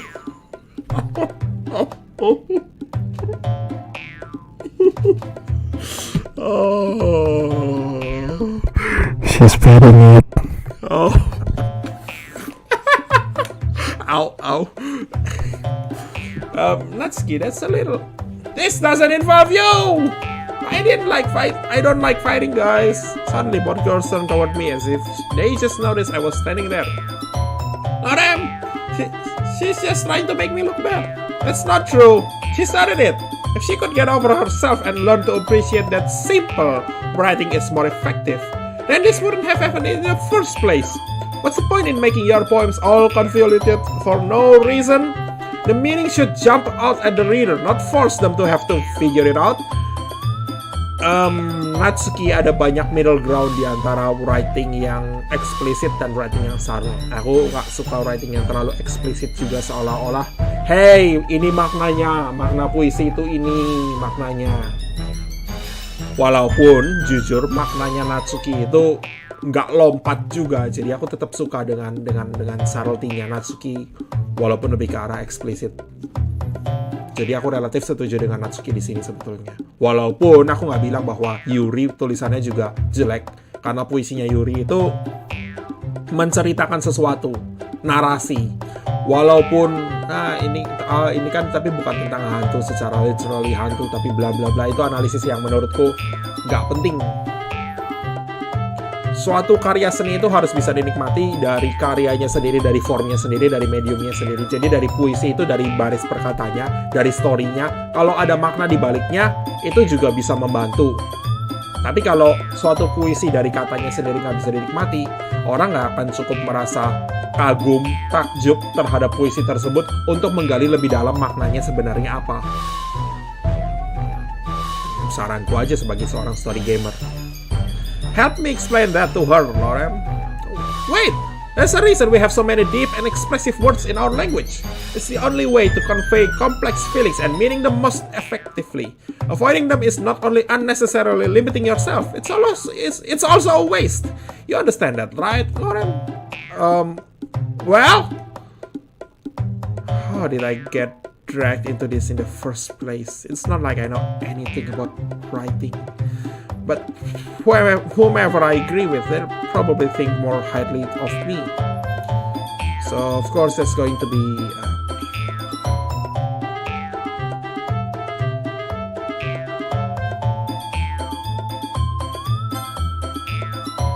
Help me, Sayori!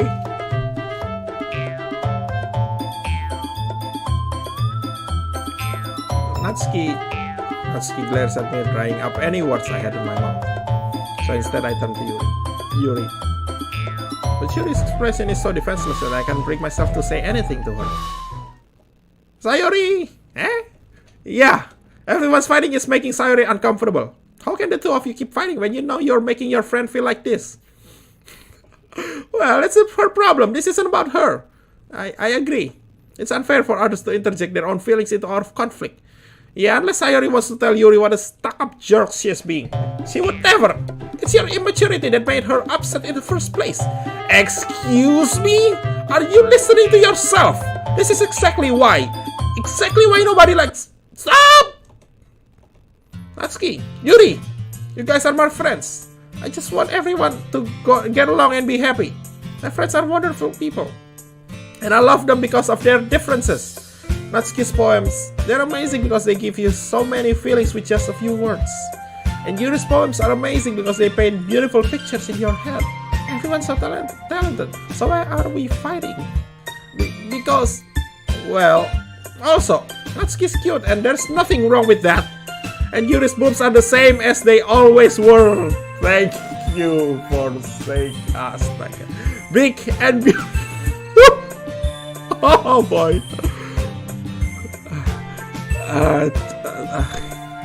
Sayori stands triumphantly. Monica stands behind her with a bewildered expression. I'll make something. Yuri rushes off. Natsuki sits down with a blank expression on her face, staring at nothing. So this is why Sayori is vice president. I whisper to Monica. To be honest, I might come off as a good leader and I can organize things, but I'm not very good with people. I couldn't even bring myself to interchange. As president, that's kind of embarrassing of me. Nah, it's not like I can blame you. I wasn't able to say anything either. Well, I guess that just means Sayori is amazing in her own ways, isn't she? You could say that. She might be an airhead, but sometimes it's weirdly suspicious that she knows exactly what she's doing. I see. Take good care of her, okay? I would hate to see her get herself hurt. That makes the two of us. You can count on me. Monica smiles sweetly at me, causing my stomach to knot. Such a genuine person really does make a good president, regardless of what she says. If only I could get the chance to talk to her just a little more. Well, aku ngomong begitu padahal sebetulnya ya aku mendukungnya. You can use the skip button, okay? That's going to be Natsuki. Yuri, you're really talented. Well, but Natsuki has a point. I think that I racked my brain in an attempt to back myself up. I think that conveying feelings with few words can be just as impressive as well. It lets the reader's imagination take over. And Natsuki's poem did a really good job at that. Yeah, it did, didn't it? Aha! Shows how much you know. That's not Natsuki. I think that's enough. Huh? Me? But she was so mean to me. Natsuki's voice whines. Look, what we talked about yesterday was right. Writing is a really personal thing, and sharing it can definitely be hard. It looks like we learned that today. Even small criticism can lead to something pretty heated. I glance over my shoulder. Sayori is nodding vigorously. Yeah, so you don't need to feel threatened. You're a great writer, Natsuki. Natsuki's voice gets caught in surprise. Thanks for noticing. She finally mutters that, barely audible. Yuri looks at me dejected. With a face like that, I can't help but feel bad for her as well. I'm sure that Natsuki didn't mean everything she said. She don't need to feel threatened either. Well, if you say so. Hey, it's not like you need to apologize for me alone. Jeez. Natsuki takes a breath. The thing about... Natsuki glances around the room.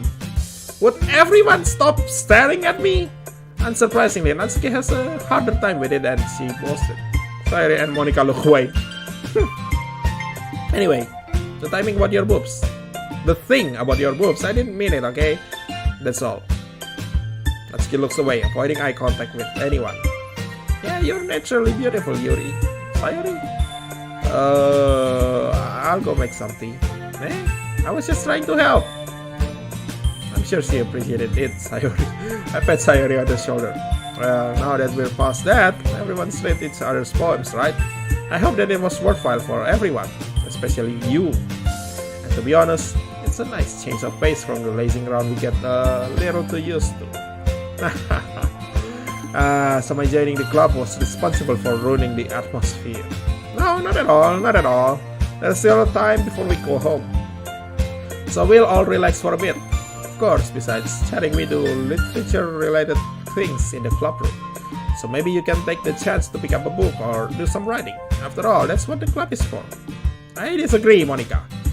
About what? That's not the most important thing about the literature club. The most important thing is the tea. Is having fun, okay? Of course. Well, I guess that's why you're the vice president, Sayori. In the end, though, Monica's right. Being in the literature club probably means I can spend all my time doing nothing. But in the end, I guess it's been worth it so far. Okay, everyone, it's just about time for us to leave. How did you all feel about sharing poems? It was a lot of fun. Well, I did say it was worth it. It was alright. Well, mostly. Well, how about you? Yeah, I'd say the same. It was a neat thing to talk about with everyone. Awesome. In that case, we'll do the same thing tomorrow. And maybe you'll learn something new from your friends too. So your poems will turn out even better. I think to myself, I did learn a little more about the kinds of poems everyone likes. With any luck, that means I can at least do a better job impressing those who I want to impress. I note to myself with newfound determination. Now then, ready to walk home. Chill, let's go.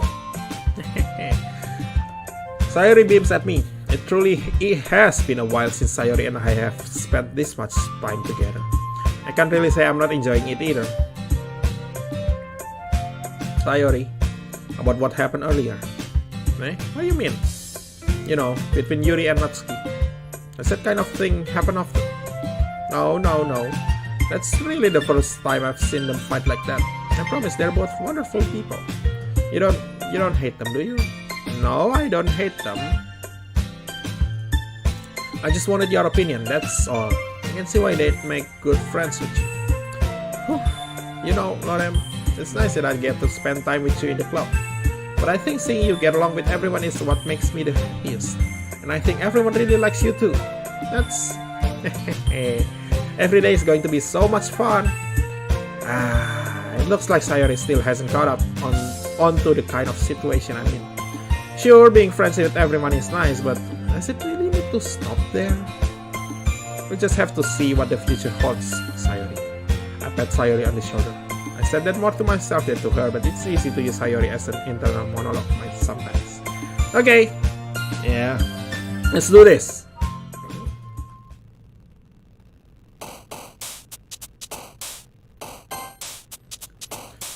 Bisa dibilang di DLC ini gameplaynya adalah dibikin puisi ini. Kemudian ketika kita perhatikan tadi, ketika aku habis bikin puisi, kemudian ini kasih ke Monica, kemudian Monica bilang, oh ini kelihatannya mirip sama punyanya Natsuki. Jadi memang diarahkan, dan sebelumnya kan ada event dengan Natsuki, itu kelihatannya aku di rutenya Natsuki, dan memang sejauh ini sih Natsuki best girl. Entahlah ya. Maksudku, puisinya Monica jelas bagus. Puisinya Yuri jelas bagus. Puisinya Sayori, ya bagus. Tapi yang aku paling kagum itu justru dengan Natsuki. Aku senang dengan cerita-cerita pendek tapi penuh makna. Kayak misalnya, tahu nggak ceritanya Ernest Hemingway? Dulu pernah, mitosnya, dia itu penulis asal Amerika. Mitosnya dia pernah ditantang di suatu dinner party, dia pernah ditantang untuk bikin puisi singkat, bukan puisi singkat, sorry, tulisan singkat, cerpen, cerita pendek, tapi singkat banget. Jadi dia tulis di serbet kertas.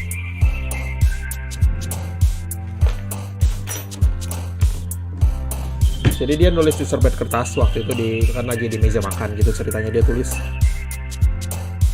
Habis itu dia pulang, ditinggal pulang. Nah temennya yang masih di pesta itu, dia baca, dia bisa bikin tulisan dalam 6 kata, bikin cerpen 6 kata. For sale, baby shoes, never worn. Atau terjemahan bahasa Indonesianya dalam 6 kata atau kurang. Mau jual sepatu bayi belum terpakai.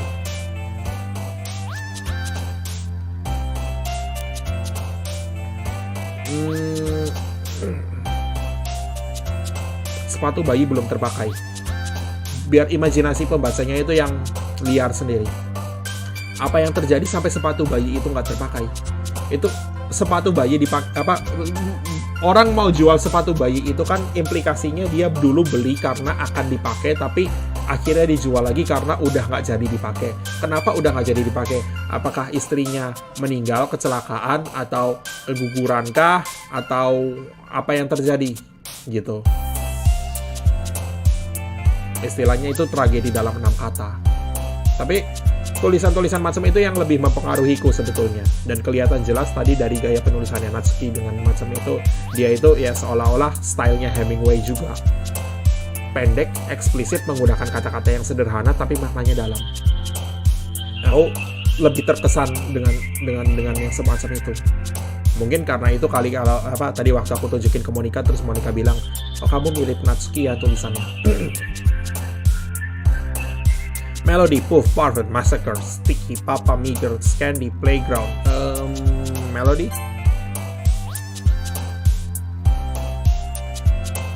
Dream?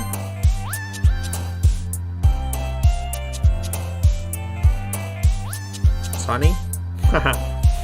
Sekarang aku mulai ngerti kata masing-masingnya. Memang benar katanya Monica. Sekarang kamu mulai ngerti bagaimana kalau mau membuat masing-masing party ini terkesan dengan tulisanmu. Gitu. Jadi ketika tadi kita tukeran puisi pun secara story dan secara gameplay membantu. Wow. Spinning, book, paint, flower, portrait, philosophy, love, heart, ribbon. Ribbon mungkin? Sensation, skipping, destiny, prayer, misfortune, family, valentine, twirl, heartbeat, family, chocolate, vivacious, imagination, eternity, chocolate, desire, covet, agonizing, analysis, sunset, clumsy, socks, afterimage, intellectual, sunset, incongruent, friends, inferno, lazy, excitement, awesome, universe, jumpy, love, aura, rat, waterfall, lipstick, hopeless, cage, tears, cute, daydream, shopping, cheer, clouds, strawberry. Salah satu buah favoritku, strawberry. Vacation, romance, frightening, milk, silly, uncontrollable, blah blah blah, romance. Pink, disarray, determination, lust, hurt. Well, dari semuanya mungkin fun kali. Bubbles, vivid, lollipop, suicide, pop, pout, breathe, misery, aneh, astaga. Vivid. Sparkle, fireflies, extraordinary, forgive, swimsuit, rose. Skirt, amazing, kiss, rainbow bunny, memory, kiss. Crimson, fear, anime, effulgent, disaster, vanilla. Adventure, kawaii, hair, anxiety, starscape, smile, Doki Doki, marshmallow, sweet, cry, depression, judgment, extreme, blah blah blah. How about marshmallow? Question, holiday, vitality, whistle, defeat, wonderful, beauty, shame, whirlwind, nibble, beauty, dark, dazzle, climax, blanket, disoriented. Oh my god. Dazzle?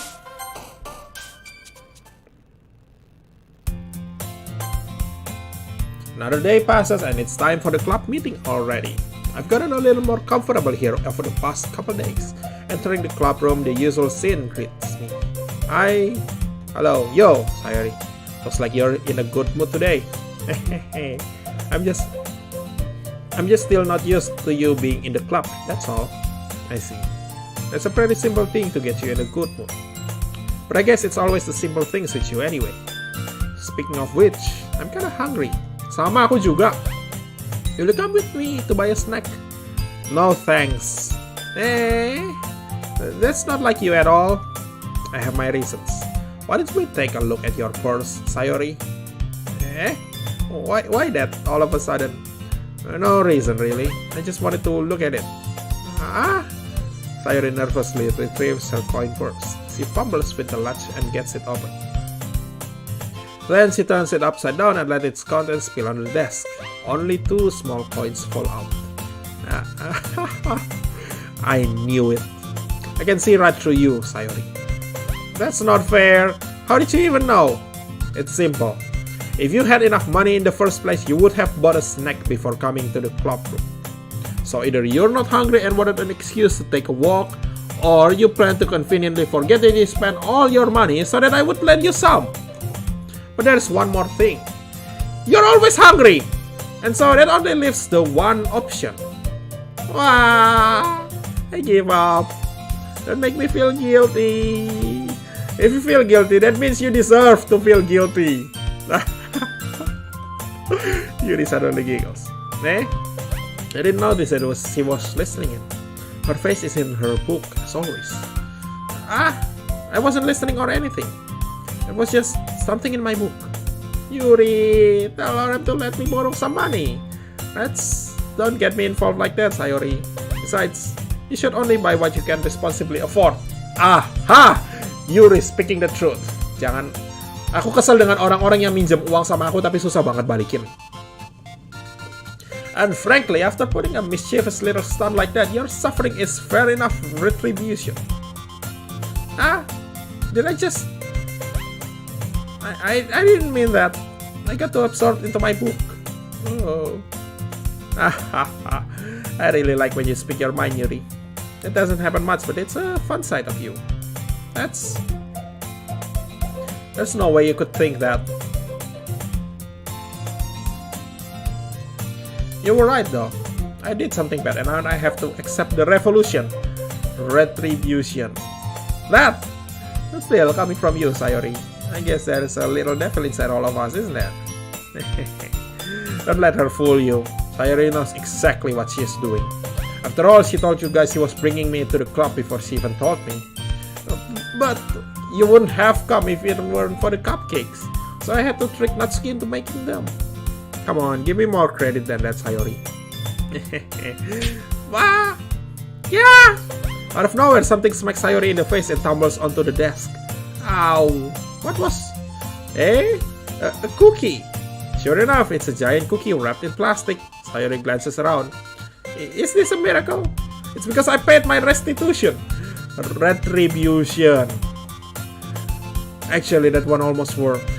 I was just gonna give it to you, but then I heard you blab about the cupcakes. It was totally worth seeing your reaction though. Natsuki, that's so nice of you. I'm so happy. Sayori hugs the cookie. Just eat it. Sayori rapidly tears open the package and takes a big bite. So good. Sayori suddenly clasps her hands over her mouth. I bit my tongue. You're going through a lot over just one cookie. Natsuki takes a bite of her own cookie. Yours looks really good too, Natsuki. Can I try it? Jeez. Beggars can be choosers, but yours is chocolate. Yeah, what do you think I gave you that one? Fine. Still, I'm really happy that you shared this one with me. Sayori gets out of her seat and goes behind Natsuki and then wraps her arms around her. Jeez. I get it.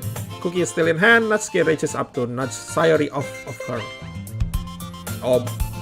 Sayori suddenly leaps down and takes a bite out of Natsuki's. Hey! Did you seriously just do that? Marvel, Sayori trots away to safety. Yuri and I laugh as well. Jeez, you're such a kid sometimes. Monica, can you tell Sayori? Natsuki glances around. Monica isn't in the club room. Oh, where's Monica anyway? Good question. Have any of you heard anything about her being late today? Not me. Yeah, I haven't either. That's a bit unusual. I hope she's okay. Of course she's okay. She probably just had something to do today. She's pretty popular after all. You don't think she has a... I wouldn't be surprised. She's probably more desirable than all of us combined. That's true. Nggak juga. Excuse me? Suddenly the door swings open. Sorry, I'm super sorry. There you are. I didn't mean to be late. I hope you guys weren't worried about or anything. Monica chose the club over her boyfriend after all. You're so strong-willed. Boyfriend? What on earth are you talking about? Monica quizzically glances at me. Never mind that. What held you up anyway? Well, my last period today was study hall. To be honest, I kind of just lost track of time. That makes no sense though. You would have heard the bell ring at least. I must not have heard it since I was practicing piano. Piano? I wasn't aware you played music as well, Monica. I don't really. I kind of just started recently. I've always wanted to learn piano. That's so cool. You should play something for us, Monica. Monica looks at me. Maybe once I get a little bit better, I will. Yay! That sounds cool. I'd also look forward to it. Is that so? In that case, I won't let you down. Monica smiles sweetly. I didn't mean any pressure or anything like that. Don't worry. I've been practicing a whole lot recently, and I'd really love the chance to share once I'm ready. I see. In that case, best of luck. Thanks. So I didn't miss anything, did I? No, not really. I chose to leave out Sayori's mischievous escapade. I'm sure Natsuki will end up complaining to her anyway. It looks like everyone has already settled down. Sayori somehow already finished her entire cook. Yuri is back to her book and Natsuki disappeared into the closet. It's not long before Natsuki comes up to me expectantly. Yeah, don't worry, I kept my promise. I pulled the first volume of Perfect Girls out of my bag. Natsuki takes it from my hands and quickly turns it over, presumably to check for wrinkles. Hey, I'm not that careless. I handle manga all the time, you know. I just wanted to make sure. Can you blame me for being paranoid? I don't give people my manga every day, you know. That's true. I don't blame you. Well, anyway, let me put this one back. I'm gonna get the next one, okay? Natsuki makes her way to the closet. I follow. So you're gonna tell me everything you thought, right? Where did this volume leave off again? I forget. The chapter ended when Minori and Alice won. Monica! Natsuki's voice resonated out from inside the closet. Appear inside. All of Natsuki's books are lined up on the top shelf. Did you move my manga again? Sorry. The teacher got mad at me for taking up so much space in her closet, so I had to move some stuff around and clean up a little bit. It's all still there, I just had to organize it a bit. The top shelf is far above Natsuki's head. She makes a futile hope, trying to figure out how to reach her manga. Nggak nyampe. Jeez, this is so inconvenient. I'm moving this all back down. There's plenty of room on these shelves. And besides, they're really pretty to look at and when they're all lined up. Ya well, tapi itu kan klosetnya gurumu, bukan punyamu. Why would you waste that on the top shelf? Natsuki, there's a stool on the wall there. In the closet, there's a collapsible stool that's hanging on the wall. If you want, I can reach up there and hand them to you. I can get them myself. Natsuki grabs the stool from the wall and unfolds it. You think I'm too short or something? I mean, I knew it. Well, you know what? Just watch me. Natsuki hops onto the stool, which ends up being a little wobbly because of its collapsible design. Careful. I know what I'm doing. Standing on the stool, Natsuki's fingertips reach the top shelf. The stool would be enough for me to easily grab the books, but Natsuki is being stubborn as usual. Natsuki uses her fingers to scoot one of the smaller boxes to the edge of the shelf. See? Yeah! Jatuh. The box had the tips. Natsuki barely catches it before it falls on the floor. The stool wobbles. Wow! Losing balance, Natsuki hops off the stool. Thankfully, she was able to stay on her feet. She holds the box triumphantly. There! Jajan! Having almost fell, Natsuki is a bit shaken up. Jeez. No need to prove yourself to me. There's no way you'll be able to get the bigger boxes like that. I can reach them, so just... I said I can do it!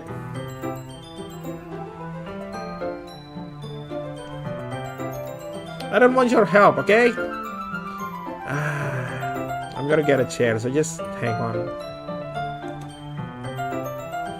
Natsuki forces her way out, past me out of the closet. Let's see. The classroom chairs have the desks attached, so they're too inconvenient to fit into the closet. Aha! Natsuki runs over to the teacher's desk, which has a computer chair behind it. She rolls it on its wheels back over to the closet. It's a little dangerous since the chair swivels and rolls, but I've already learned my lesson, so I keep my mouth shut. Natsuki climbs onto the chair and then slowly balances onto her feet. Since she refuses my help, I take a seat with my back against the side of the doorway and simply watch. Aha! There we go. See, I can easily do it now. Natsuki grabs a stack of manga and bends down to put it on the shelf below. What? The chair swivels. Natsuki catches herself on the shelf. What are you doing? Can you at least hold the chair steady instead of sitting and doing nothing? You said you don't need help! Who was it who told me not to help? Yeah, I got you. I hold the chair while Natsuki reaches back up. I can almost see up her skirt. Go. I force myself to turn away. Natsuki seriously didn't think this through. Once she realizes I'll be dead. Natsuki wraps her arms around the Parfait Girls box set easily, the largest one on the shelf. Oh, heavy. Hey, Lorem. I don't think I can bend down without falling. Hurry and take this one. But then I have to let go of the chair. That's fine. Just for a second. Hurry up. Alright. Let me just stand up. I slowly release my grip from the chair. What do you mean stand up? Natsuki looks down at me. Why are you all the way back? Natsuki looks like she just realized something, but she'll lose her balance if she moves. Natsuki, the box. What are you looking at? Aku nggak lihat apa-apa, kan aku tutup mata, aku bilang. You're trying to look at my... Natsuki's legs shake. I'm not, I was just... Natsuki, don't try to move. Just give me the box. You perf. Ecchi! Bam. Astaga. You set me up. Go away. Get out. But I'll do it myself. Jatuhlah. Natsuki. Yeah! The scene turns to chaos in a split second. The chair flies from under Natsuki's feet. Frantically, I try to catch her. The box topples out of her hands and the books go flying. I got you! Well. The full force of Natsuki's body against me throws me to the ground. A whole bunch of books pelt me in the face. Natsuki tries to shield herself with her own arms as her face lands straight on my chest. My right arm and my back seriously felt the impact. Slowly Natsuki comes to her senses. Yeah. She presses her arm straight into me to prop herself up. Natsuki seems to realize that it's not the floor that's beneath her.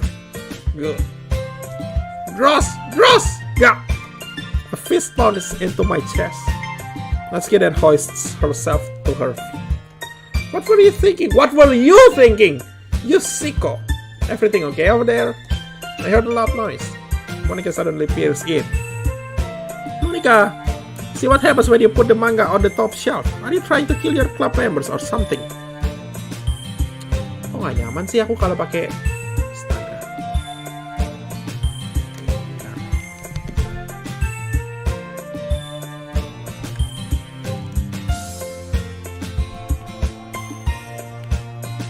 Jeez. Sorry. Oh, and one more thing. It seems like your most recent club member is a total pervert. So I hope you're happy.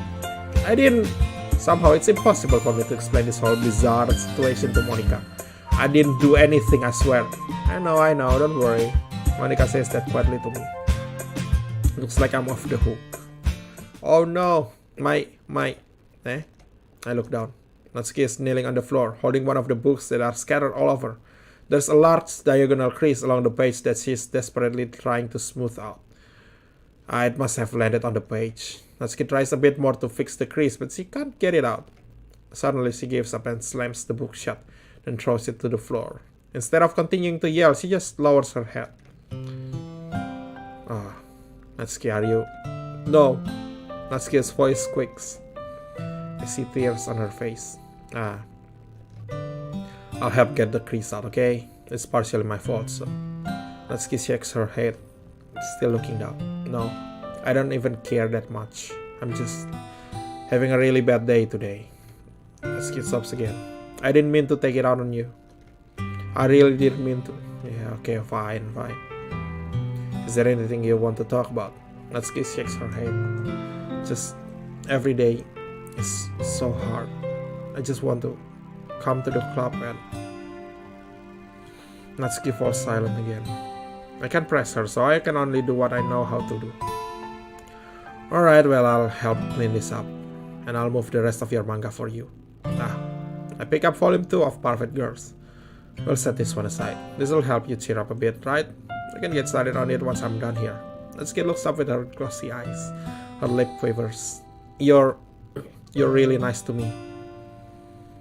Entah lah ya, aku sebetulnya jujur aku sendiri kurang suka dengan archetype tsundere di dalam anime, di dalam pop culture. Tapi Natsuki gimana ya? Mungkin kebetulan aja kali dari kata-kata yang aku pilih tadi itu, kemudian Monica bilang, "Oh, kamu mirip Natsuki, jadi sekarang lumayan dekat." Mungkin dari asalnya kebetulan, kemudian aku jadi baik. Tapi memang writing style-nya dia yang paling cocok buatku dibanding 3 orang itu. It sounds really strange coming from Natsuki. I didn't expect it at all. Well, I'm just treating you like a friend, you know. Natsuki lowers her head and stifles another sob. I'm not sure what happened to her today, but being nice is the least I could do. Then the next couple minutes are silent between us as I begin gathering the scattered books. I make sure to slip them into the box in their correct order. After a little bit, Natsuki starts helping. It isn't long before we're done, and I hoist the box onto the shelf where Natsuki wanted to put it. Then I get on the stool and quickly finish moving the rest of her books from the top shelf. Alright, that should do it. I hop off the stool. Natsuki averts her gaze. Thanks. It's nothing. Natsuki is holding the volume I set aside in her hands. Alright, I'm ready. Good. Even if you weren't, I'd make you anyway. You're taking responsibility for what you said. The thing about cheering me up. If you insist. We sit in the same spot as last time, and I open the second volume. Natsuki's mood quickly improves, laughing and pointing things out to me. She's surprisingly sharp, making note of a lot of subtle repeated jokes and background elements. In the end, I'm pretty impressed by how everything ties together in this manga. I guess Natsuki has a good taste after all. After some time, Monica gets our attention as usual, and it's time to share poems again. Guess I'll be holding on to this for now. Yep, even you sound more enthusiastic this time. But I'm starting to get into it, you know. Told you. Yeah. I return to my seat and slip the book into my bag. Oh, should I show my poem to first? Natsuki duluan mungkin. Natsuki reads my poem. She keeps glancing at me, then back at the poem. By now she must have read it more than once. Is it that bad? No, it's not. It's good. It's really good, okay? There, I said it. This wasn't supposed to happen at all. Why can't you just be bad at this? My poems are supposed to impress you, not the other way around.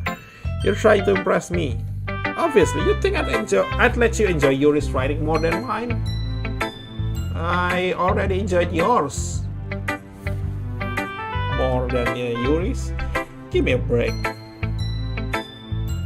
Well, in that case, what's the problem with me trying to impress you? I'll tell you. Natsuki's face freezes like she just realized something. You're trying to impress me. Natsuki vigorously scans her eyes over my poem one more time. Then the poem slips out of her hands and flutters to the floor. I have to use the bathroom. Red-faced, Natsuki quickly walks out of the room. Hey, Lauren, did you do something to Natsuki? I just saw her lash out like that. You didn't do anything terrible, did you? No, I just told her that. My voice gets caught in my throat. There's no way I could tell Monica that I'm trying to impress Natsuki. Monica sees the poem lying on the floor and swiftly picks it up. She reads through it, her smile not fading from her face. I see. You wrote this for Natsuki, didn't you? I mean, not really. In fact, didn't she like your poem a lot the other day too? I'm surprised you know her taste so well already. Ya, kebetulan. Awalnya kebetulan, tapi sekarang aku hampir setengahnya sengaja. Are you sure you're not cheating, Lauren? Cheating? What are by that? Never mind, I'm just kidding. I didn't understand Monica's joke at all. Anyway, how did you think Natsuki feels about you? Oh, you don't need to answer that.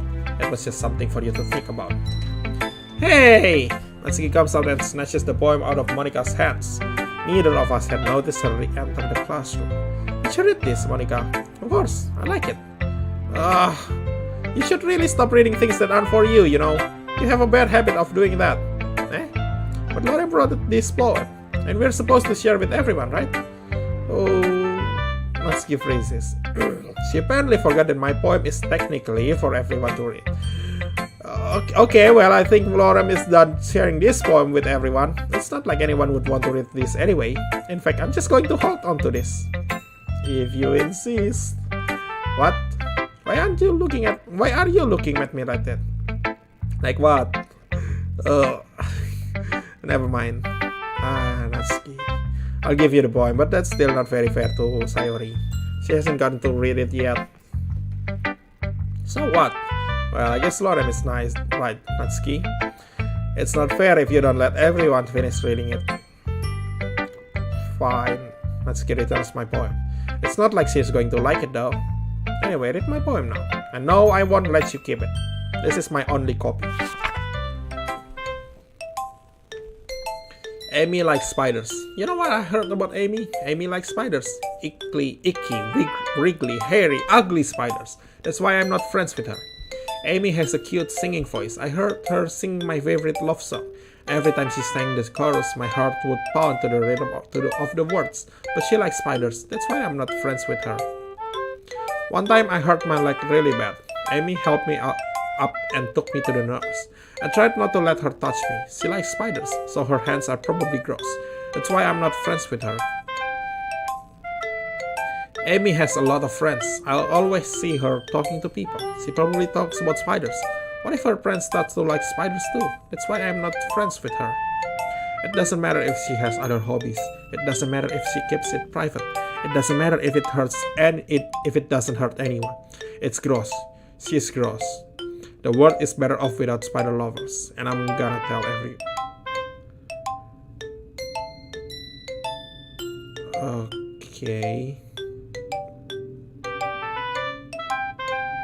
Kamu lagi ngomongin Yuri ya tentang ini. Not bad, right? It's quite a bit longer than yesterday's. Yesterday's was way too short. I was just warming up. I hope you didn't think that was all the best I could do. No, of course not.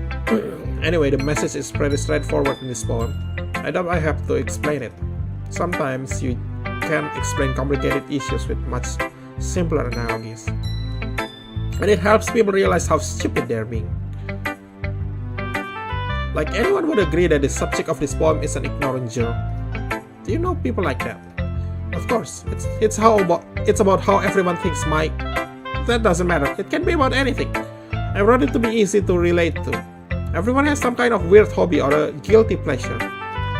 Something that you're afraid of if people find out, that make fun of you or think less of you. But it just makes people stupid.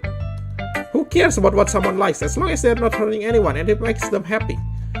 I think people really need to learn to respect others for liking weird things. Jadi dia menulis dia sedang menghina dirinya sendiri. Tapi di dalam proses menghina dirinya sendiri, dia menggambarkan bahwa orang yang menghina dia itu ya ignorant. Dia suka baking, dia suka perfect girls, itu nggak penting. Maksudnya nggak penting untuk dihina-hina, bukan suatu alasan yang valid. Well, you're definitely right. At least I can relate to that. And I'm sure a lot of other people can too. You know, I'm glad that you can appreciate this kind of writing. I mean, I know what I was talking about, but I've been enjoying sharing my writing with you, so consider yourself lucky, okay? Well, thanks for being honest. What's that supposed to mean? I'm always honest. Jeez. Just look forward to tomorrow too, okay? Alright, I will. Monica, ayo kita ngomong soal yang tadi. Hi again. That was kind of silly with Natsuki earlier, wasn't it? I'm Apparently the two of you have been getting along so well. That's one way of putting it. Anyway, I already read your poem, but you can go ahead and read mine now. I like the way this one turned out, so I hope you do too.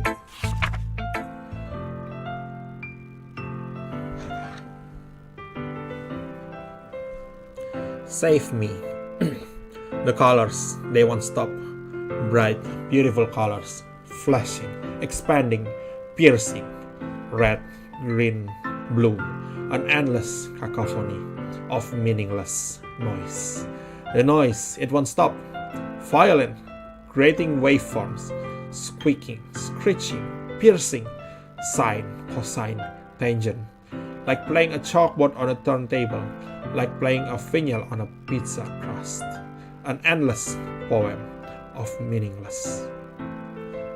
Load me. Save me. Load me.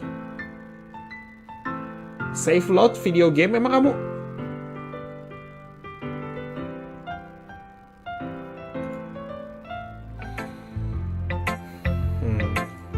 It's even more abstract than your last one, huh? I guess it's just the way I write. I'm sorry if you don't like it. No, I never said that. It's just a kind of thing that I've never really seen before, I guess. I kind of like playing with my space on the paper. Choosing where and how to space your words can totally change the mood of the poem. Ya, betul sekali. It's almost like magic. The way I wrote the lines really short makes it feel like they're trying to speak over the noise. I see. It's still hard for me to tell what it's about though. Sometimes asking what a poem is about isn't the right question. A poem can be as abstract as a physical expression of a feeling, or a conversation with the reader. So putting it that way, not every poem is about something. Anyway, here's Monica's writing tip of the day. Sometimes you'll find yourself facing a difficult decision. When that happens, don't forget to save your game. I'm going to remember. You never know when you might change your mind, or when something unexpected may happen. Wait, is this tip even about writing? What am I even talking about? That's my advice for today. Thanks for listening.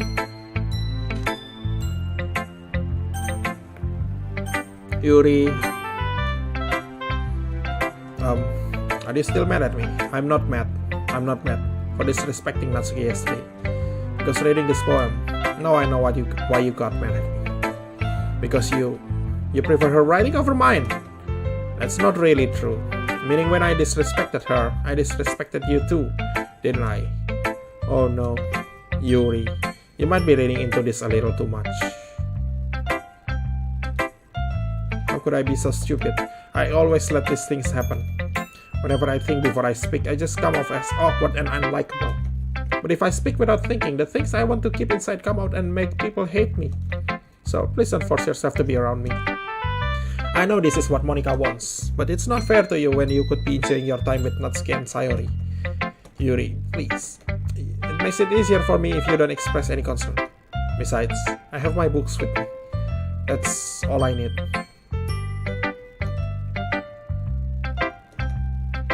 Yuri smiles sadly and puts her head down on her desk. I'm frustrated. I don't hate her, but it's as if she's not capable of listening to me over her own thoughts. I sigh to myself. All I can do is accept that that's how she is. If she wants to be left alone, then I have no choice but to buy to that request. What? No! Tukeran dia. Aku. Look. Oke. Dari sisi A ada bagusnya, dari sisi B ada bagusnya. Buatku itu dalam gaya penulisanku sendiri, kadang-kadang aku menggunakan kata-kata yang ribet, tapi aku berusaha untuk membuat kata-kata yang ribet tersebut lebih ke arah bukan kata-kata yang ribet, tapi kalimatnya yang rumit, tapi dengan kata-kata yang sederhana. Jadi menggunakan kata-kata yang sederhana untuk merangkai kalimat yang rumit dan formnya itu bermakna. Buatku begitu. Jadi ngambil pemaknaan dari Natsuki, ngambil form dari Monica. Dua-duanya menurutku bagus, tapi bukan berarti Yuri punya jelek. Jadi tolong jangan. Well anyway, Sayori. I really love your poems. I can't believe you've been hiding this from me. I'm not hiding anything, but your poems are so good. Yesterday's and this one too. You can't tell me you haven't done this before. I mean, you're really the only one who feels that way, so... No way! Not even Natsuki? Well, I guess Natsuki is the least likely to admit how much he likes something, but I don't think it's that. What do you mean? Well, I guess I'll be honest about it. It's a lot easier to write poems when I'm thinking about you. Wow, stop thinking weird things, idiot. I just mean that you're a really expressive person, I guess. How am I supposed to write poems about my own stupid life? But you somehow make everything in your life an adventure. Even the little things, like cooking. Let's not talk about that. So, yeah. I guess what I'm saying is that I can feel more feelings through you than I can through myself. We have that kind of weird connection. It's your fault for getting into my business all the time.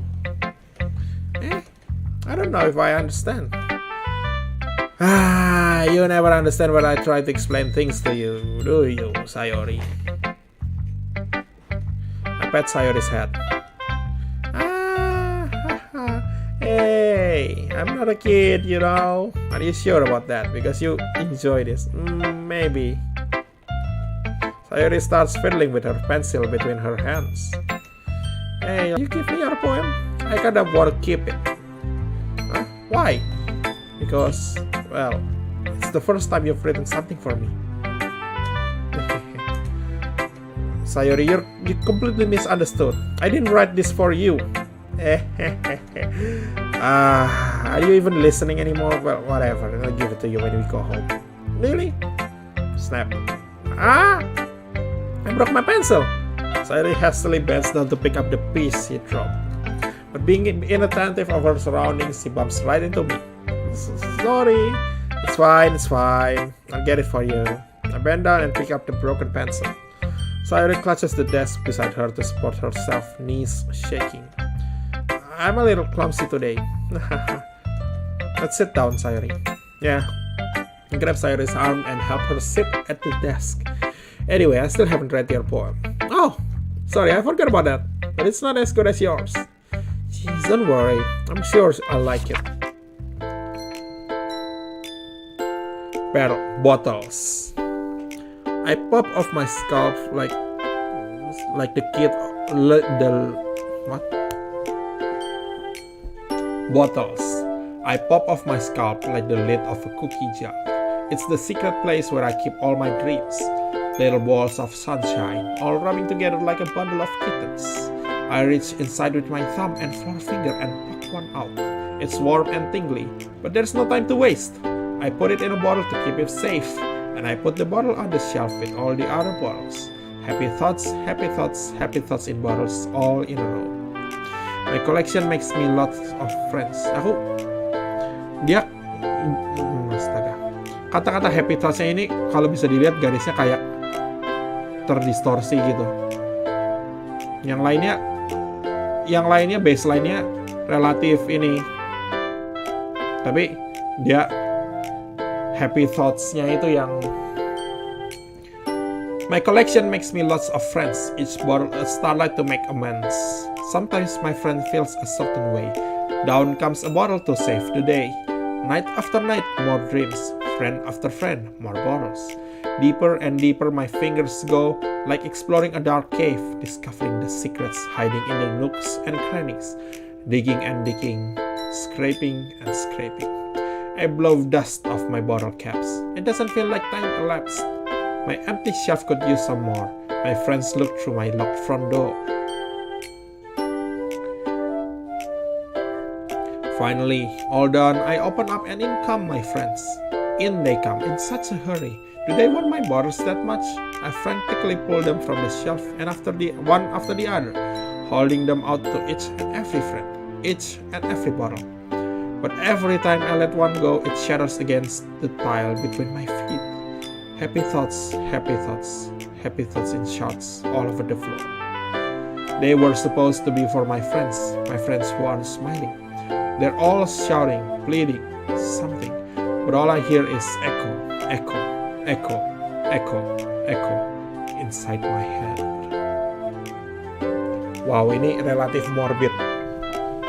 Dan terutama aku, kata-kata happy thoughts-nya itu detail bagus. Tapi wow, ada apa dengan kamu? Holy crap indeed. Sayori, did you really write this? Of course I did. Didn't I tell you yesterday I was gonna write the best poem ever? Yeah, but I mean, I didn't expect something like this coming from you. Monica taught me a whole lot, and I've been really in touch with my feelings recently. I see that. It's almost kind of creepy. Creepy? Well, not exactly. Maybe because I'm so used to you being cheerful. Well, never mind. I'm thinking too hard about it. The point is, it came out good, so you should be proud of it. Oh, thanks. I feel like I was meant to express myself this way. It even helps me understand my own feelings a little bit better. Writing is like magic. You've gotten pretty passionate about this, huh? I hope you keep it up. Yeah, writing is the best. I'm gonna keep writing until I die. Don't get ahead of yourself. Sayori's always had a bad habit of getting obsessed with something before dropping it no more than a week later. I wonder if this is one of those times. But seeing the passion in her eyes makes it hard for me to be pessimistic. Okay everyone, we're all done reading each other's poems, right? I have something extra planned today, so if everyone could come sit at the front of the room. Is this about the festival? Well, sort of. Do we really have to do something for the festival? It's not like we can put together anything good in just a few days. We'll just end up embarrassing ourselves instead of getting any new members. That's a concern of mine as well. I don't really do well with last-minute preparations. Don't worry so much. We're going to keep it simple, okay? We won't need much more than a few decorations. Sayori has been working on posters and I've designed some pamphlets we can give out during the event. Okay, that's great and all, but that doesn't tell us what we're actually going to be doing for the event. Sorry, I thought you heard about it already. We're going to be performing. Performing? But, Monica, yeah, we're going to be having a poetry performance. Each of us are going to choose a poem to recite during the event. But the cool part is, we're also going to let anyone else come up and recite poems too. Sayori is putting it on all the posters in case anyone wants to prepare ahead of time. Sayori, who's been coloring a poster, holds it up for us to see. Are you kidding me, Monica? You didn't already start putting those posters up, did you? Oh, well, I did. Do you really think it's that bad of an idea? Well, no, it's not a bad idea. But I didn't sign up for this, you know. There's no way I'm going to be performing in front of a group of people like that. I agree with Natsuki. I could never, in my life, do something like that. Imagining it, Yuri shakes her head in fear. Guys, no, Sayori. I understand where they're coming from. Remember that Natsuki and Yuri have never shared their poems with anyone until just a couple of days ago. It's a lot to ask for them to recite their poems out loud to a whole room full of people. I guess I kind of overlooked that, so I'm sorry. But I still think we should give it our best. We're the only ones responsible for the fate of this club. If we start the event and each put on a good performance, then it will inspire the others to do the same. And the more people who perform, the better we'll be able to show everyone what the literature is all about. Yeah, it's all about expressing your feelings, being intimate with yourself, finding new horizons, and having fun. That's right. And it's those reasons that we're all in this club today. Don't you want to share that with others? To inspire them to find the same feelings that brought you here in the first place? I know you do. I know we all do. And if all it takes is standing in front of the room for 2 minutes and reciting a poem, then I know you can do it. Natsuki and Yuri remain silent. Sayori looks worried. I guess that leaves me no choice. I agree. I don't think it's too much for us to ask. I think that Sayori and Monica have been trying really hard to get new members. The least we can do is help them out a little bit. Well, maybe, but it looks like Natsuki doesn't have any arguments left. Oh, Okay, fine. I guess I'll just have to get it over with. Alright? Whew. Thanks, Natsuki. What about you, Yuri? Yuri dejectedly glances around at everyone else's expectant faces. Sorry, aku mulai.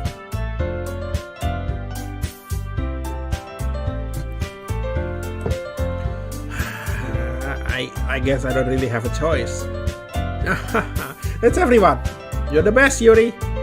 This club is seriously going to be the death of me. Oh gosh, you'll be fine, Yuri. But anyway, let's move on to the main event. I want each of you to choose a poem of yours. We're going to practice reciting them off in front of each other. No way! Monica, this is too sudden.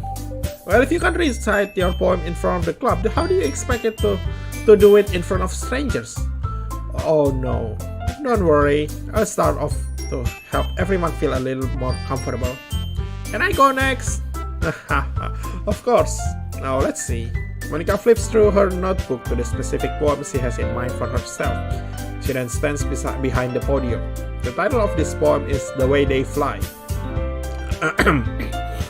Monica begins reciting her poem. Her clear, confident voice fills the room. More than that, her inflection is pristine. She knows exactly how to apply emotion behind each line she recites, bringing the words to life. Is this something she's done before, or is she simply a natural? I glance around me. Everyone has their eyes on Monica.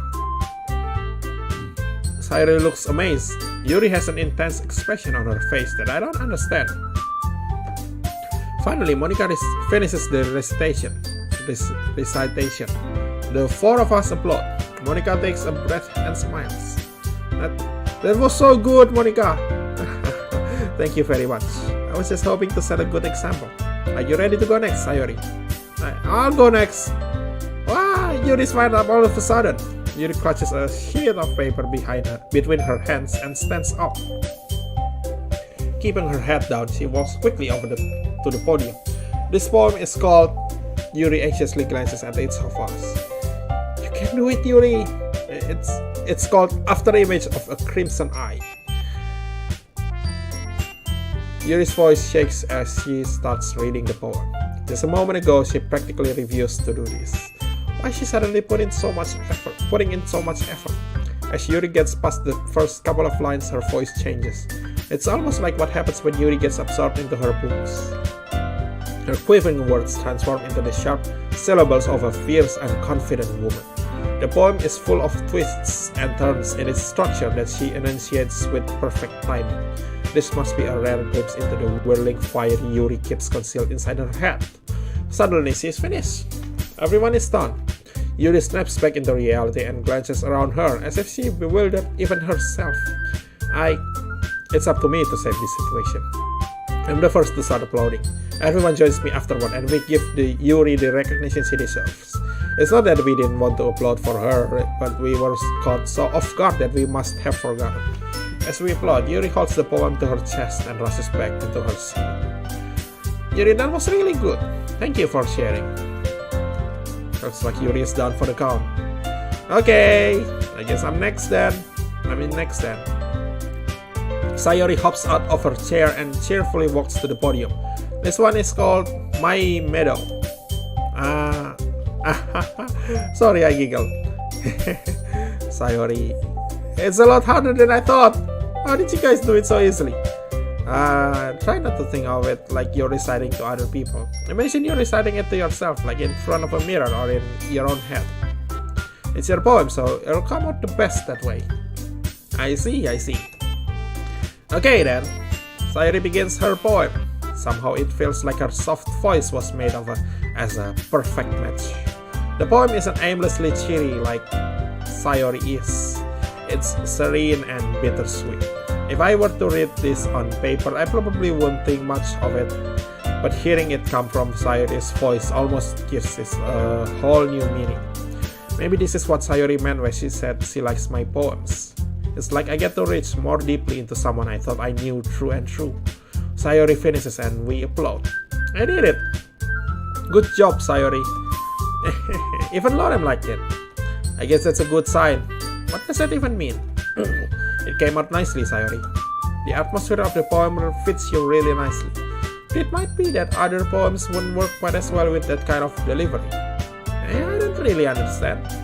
In other words, I've seen poems of yours where that sort of gentle delivery wouldn't work as well. They might need a little more force behind them, depending on what you're reading. Oh, I know what you mean. Well, I've been practicing that kind of thing. It's just embarrassing to do it in front of everyone. And next time, I'm going to make you pick a poem that challenges you even more, a little more. We don't have much time before the festival, you know. Okay, now who's next? Natsuki? Don't make me go before Lorem. It's not like I can compare to you guys anyway. Might as well let Lorem lower everyone's standards a little before I have to do it. Natsuki. It's fine. I might as well get it over with. But it's not like I have much of a selection of what to read. I'll just have to go with what I wrote for today. I stand up and step in front of the podium. Everyone has their eyes on me, making me feel terribly awkward. I recite my poem. Since I'm not exactly confident in my own writing, it's hard to put energy into it. Despite that, once I finish, I receive applause anyway. I'm sorry, I'm not really as good as everyone else. And don't worry about it so much. I think it's less about your abilities and more about your lack of confidence in your writing. That's something that'll improve over time, though. Yeah, maybe. Alright then, that just leaves you, Natsuki. Yeah. I'm going. Natsuki begrudgingly gets out of her seat and makes her way to the podium. The poem is called... Why are you looking at me? Because you're presenting. Anyway, the poem is called Jump. Natsuki takes a breath. Once she starts reciting the poem, her sour attitude disappears a little. While she is still a little unenthused, her poem has a rhythm and rhyme to it. It's Natsuki's trademark style, and it works surprisingly well when spoken aloud. The words feel like they bounce up and down as if giving life to the poem. Natsuki finishes, and everyone applauds. She huffs back to her seat. That wasn't so bad, was it? Easy for you to say. You'd better not make me do that again. Well, do you at least feel prepared enough to recite a poem in front of other people? I mean, doing it in front of other people will be way easier. I can put on whatever face I want for other people. But when it's just my friends, it's just embarrassing. It's a surprise, Natsuki. I think it would be the other way around for me. Well, that's just how it is, so... Well, I guess in that case, you won't have much to worry about for the festival. That said, I want to thank everyone for coming through. It might be hard, but I hope that you all have an idea of what it's like now. Make sure you pick a poem and get enough practice before the festival, okay? I'll be making pamphlets, so let me know ahead of time what you'll be reciting. Jeez, I should probably find some other poem to recite instead. That's fine too, it doesn't have to be your own. I'm already pleasantly surprised that you're putting in all this effort for the club. It makes me really happy. Yeah, no problem. Okay everyone, I think that's about it for today. I know the festival is coming up, but let's try to write poems for tomorrow as well. It's been working out really nicely so far, so I'd like to continue that. As for the festival, we'll finish planning tomorrow and then we'll have the weekend to prepare. Monday's the big day. I can't wait. I can do this. Alright. I stand up. There's no way I'll be able to find the same enthusiasm as Sayori and Monica, but I'll do my best to get through it. If it's for the sake of the club and impressing Monica. Impressing Natsuki, not Monica. Then I'll have to do my best. Ready to go, Sayori? Yep. Look at you two, always going home together like that. It's kind of adorable, isn't it? Jeez, guys. Don't make such a big deal out of it. Must be a little nice, though. Well, how am I supposed to respond to that? It's okay, Lauren. You don't have to say it. Whatever. Let's go already. I walk home with Sayori once more. Even though it's only been a few days, a lot of things have already changed. But today, Sayori is being a little quieter than usual on the way home. Hey, Sayori. Sorry, I was spacing out. No wonder. I was thinking about something from earlier. I like how it get to... I mean, Sayori fumbles with her words. So let's just say that one day Natsuki asked to walk home with you. Huh? What would you do? What kind of a question is that? You're kind of putting me on the spot here. I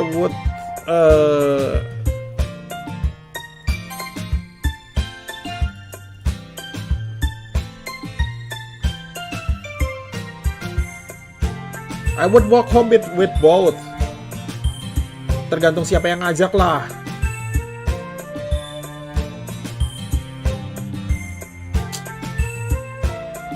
Oh boy. Di satu sisi itu Natsuki yang minta. Tapi di sisi lain udah biasa dengan Sayori. Gimana ya? Kayak Osana Najimiku, nggak bisa cuma mendadak kamu ngomong kemudian aku ganti ke Natsuki juga. Tapi Natsuki minta juga. Oh boy.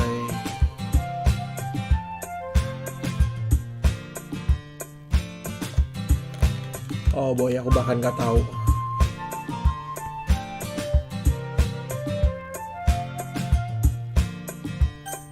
Denganmu mungkin? Sayori, you really think I would ditch you for Natsuki? But she's so cute and fun to be around. Jeez, I already see her in the club every day. Besides, you always seem to really like going home together. I wouldn't just ruin that for you. You're so silly, Ronan. You think about me too much sometimes. Natsuki would deserve it if she wanted it, so Sayori, I've already made up my mind. I really can't figure you out sometimes. Sorry. Besides, what's the point in speculating something that's never going to happen? The conversation trails off. It's kind of a weird thing for Sayori to care so much about. But I want her to respect her and keep her happy too. And again, the festival is only a few days away. Who knows what will happen in that time?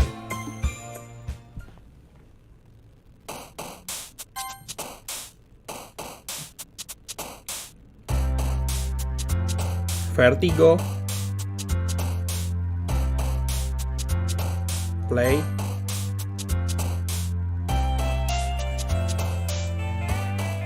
Party. Astaga. Music.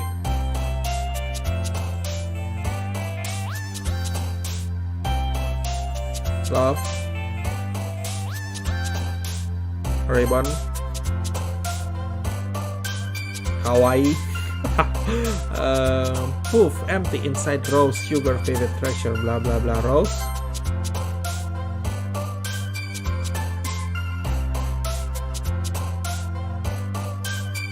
Sony. Lollipop. Bubbles. Incongruent, agonizing grief, nightgown, universe, imagination, existence, dark, nightgown aku rasa. Silly strawberry. Kiss is on, colors explode, blah blah blah. Kiss.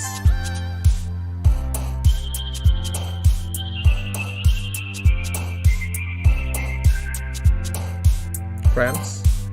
Parfait.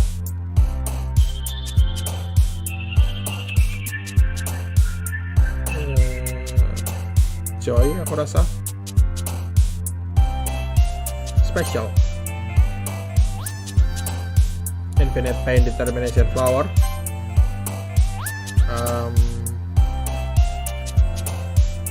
Heart. Love. Oh man, I'm the last one here again. Don't worry, I just walked in too. Were you practicing piano again? Yeah.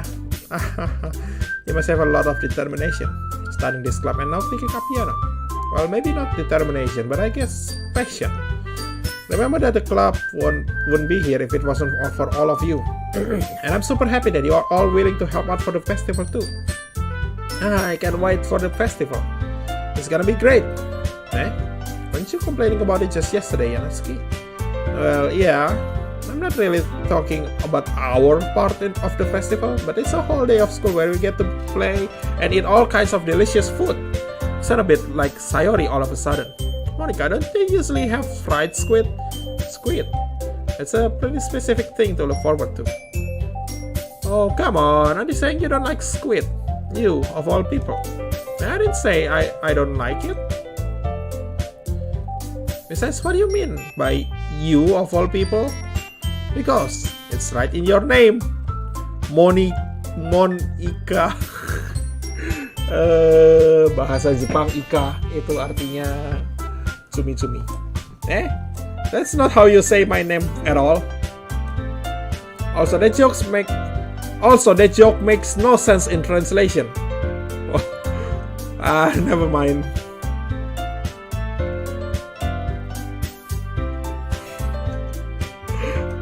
What? Aku relatif yakin bahwa game ini, walaupun cutesy anime, tapi game ini developernya developer barat dan bukan developer Jepang. Relatif yakin. Let's just focus on our own event for now, okay? Fine. Your reactions aren't as fun as Yuri's and for Sayori's anyway. Excuse me, where is Sayori anyway? Oh, there you are.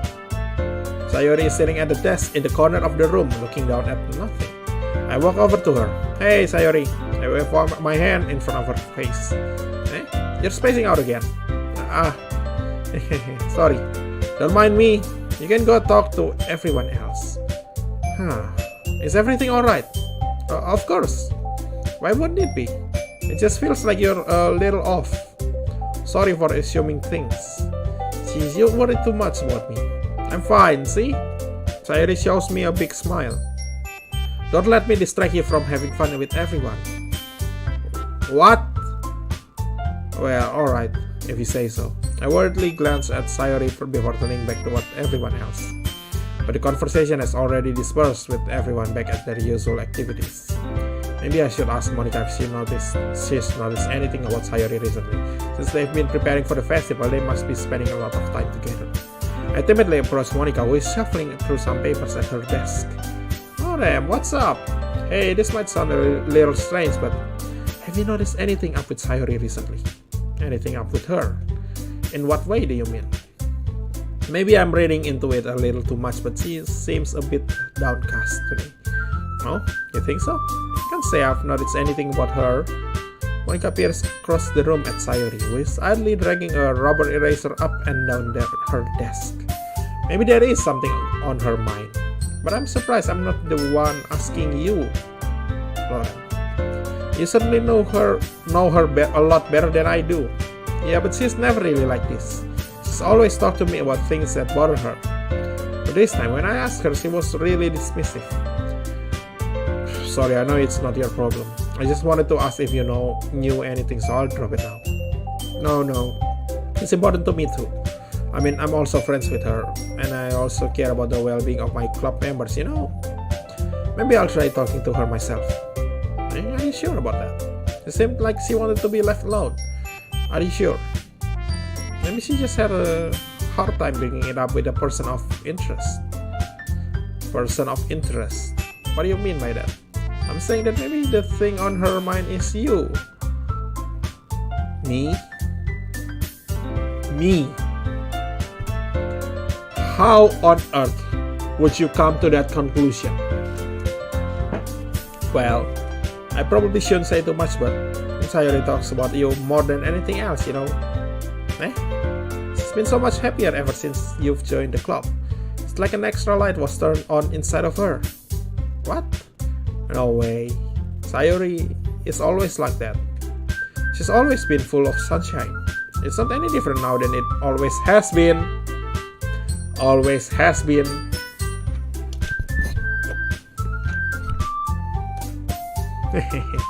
You're so funny, Lorem. Have you thought that maybe you've always seen her as so cheerful? Because that's just how she is when she's around you. I said too much. I'm sorry. What do I know anyway? I didn't mean to jump into conclusions, so you should just forget about what I said. I'll try to talk to her, so try not to think about it for now. Alright. Monica smiles meaningfully. I know she said to forget about it, but I already know that I won't be able to get her words out of my head. Monica stands up from her desk and walks across the room to where Sayori is sitting. I watch her kneel down next to Sayori and gently talk to her. But she's keeping her voice so quiet that I can hear her from here. I sigh and set myself down. I know Sayori taught me not to worry about her and to have fun with everyone else. But that's impossible to do when she's behaving like this. Exactly how much do I care about her that I'm letting this weigh me down so much? Now it feels like I'm the one behaving out of the ordinary. But there's nothing I can do besides wait for Monica. Hey you! Eh? I look up to see Natsuki next to me. And you're just gonna sit there and keep staring at nothing. There isn't that much time, so... sorry. I didn't mean to make you worry or anything. It's not like I'm worried. Baka! I was just... Natsuki glances down at her side. She's holding a volume of manga in her hand. That's right, something just came out for a minute, but we can get started now. I won't make you wait any longer. Jeez. Now you're making me feel like a jerk. If something's worrying you, then you can just tell me to leave you alone and I will. I mean, assuming you didn't feel like talking about it or anything. She practically mumbles that last part. Now I'm probably making it seem like a bigger deal than it is. I've just been thinking about Sayori, that's all. Sayori? Thinking about her? Yeah, she seems pretty down today. But she didn't want to admit it to me. So I can't help but wonder if something happened to her. Oh. Natsuki exhales. Well, first of all, you should really work on your phrasing. But anyway, you're her best friend, right? Yeah, I guess so. Yeah. And in that case, I think you should trust her a little more. If she needed you, then you would be the first person she would go to, right? Well, I guess that's true. I mean, some people just have those days. You can always avoid it. If anything, she probably doesn't want you to worry about her because it's not important. Yeah, that's kind of what she said to me. Maybe it's not right for me to go against her wishes. Exactly. If she needs you to worry about her, then it'll be a lot more obvious. Yeah. I should have thought of it that way from the start. Natsuki fiddles with the book she's holding in her hands. She really means a lot to you, doesn't she? Don't get the wrong idea or anything. We've just been friends for a long time. It's normal to be worried about your friends. I mean, you were worried about me, so... I was not! Jeez, if you're fine, then let's hurry and get started already. Yeah. Okay, everyone. After some time passes, Monica calls out to the club room. Why don't we share our poems now? Before I know it, everything is back to normal. Everyone goes to retrieve their poems and I do the same. I make eye contact with Monica and she smiles at me. I wonder what she was talking about with Sayori. Who should I show my poem to first? Pertama adalah Yuri. Sejak kemarin aku mau bicara bener. Yuri. Come on, Yuri. Yuri doesn't look too enthusiastic about spending time with me. I guess if she changes her mind, she'll come to me. But I should leave her be for now. Monica? Hi, Lauren. Have you thought about what you want to submit to perform at the festival? Well, being in this club is one thing, but performing in front of a bunch of people, I'll have to give it some more thought. Okay, no pressure. But whatever you do, I'm sure it'll turn out great. It would also make me happy to see. Anyway, let's take a look at today's poem. Sure. I'll let Monica take the poem I'm holding in my hands.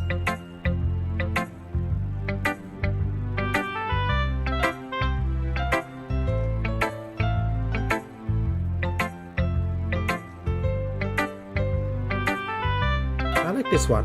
It makes me think of something Sayori would like. Is that so? You and Sayori are really good friends, right? I wouldn't be surprised if you had those sorts of things in common. Well, we may be good friends, but Sayori and I are actually really different. Well, that may be the case, but maybe there are also some similarities that you wouldn't expect. The way she talks about you. It sounds like the two of you really care about each other's well-being. Even if you show it in different ways, it ends up being more similar than you think. So I think that's the kind of vibe I get when reading your poem. You sure you're not reading into it too much? I could be. Oh gosh, I sound like Yuri. But in any case, Sayori's writing has kind of a gentle feel to it. I can tell that she likes exploring with emotions like happiness and sadness. Who knew that someone so happy would enjoy sad things too? Yeah, that's totally unexpected. Well, to each their own. And you shouldn't be afraid to experiment a little bit or either. Anyway, I'll share my poem with you now, alright? Alright.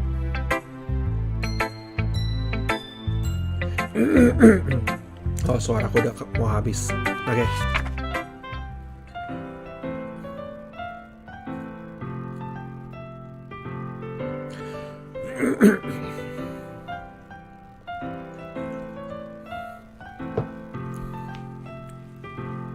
The Lady Who Knows Everything. An old tale tells of a lady who wanders earth, the lady who knows everything. A beautiful lady who has found every answer, all meaning, all purpose, and all that was ever sought. And here I am, a feather, lost adrift the sky, victim of the currents of the wind. Day after day I search with little hope, knowing legends don't exist. But when all else has failed me, when all others have turned away, the legend is all that remains, the last dim star glimmering in the twilight sky. Until one day the wind ceases to blow, I fall. And I fall and fall and fall even more, gentle as a feather, a dry quill, expressionless. But a hand catches me between the thumb and the forefinger, the hand of a beautiful lady. I look at her eyes and find no end to her gaze. The lady who knows everything knows what I am thinking. Before I can speak, she responds in a hollow voice. I have found every answer, all of which amount to nothing. There is no meaning, there is no purpose, and we seek only the impossible. I am not your legend. Your legend does not exist. And with a breath, she blows me back afloat, and I picked up a gust of wind.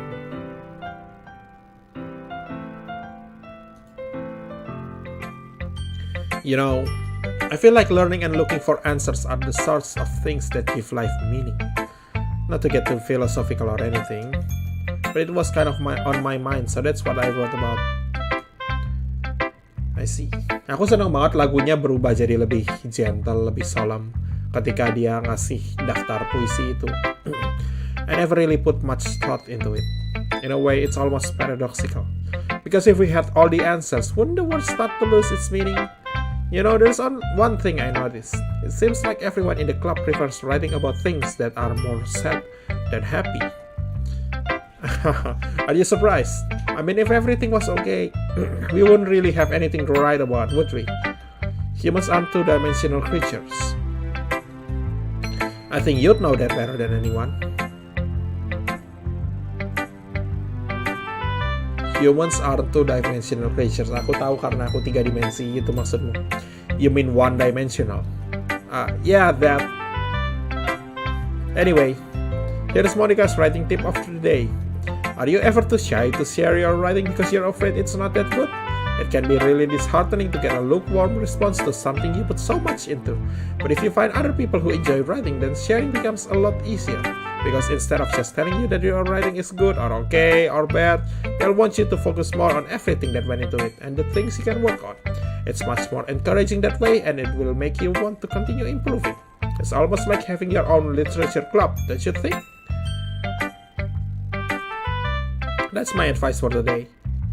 Thanks for listening.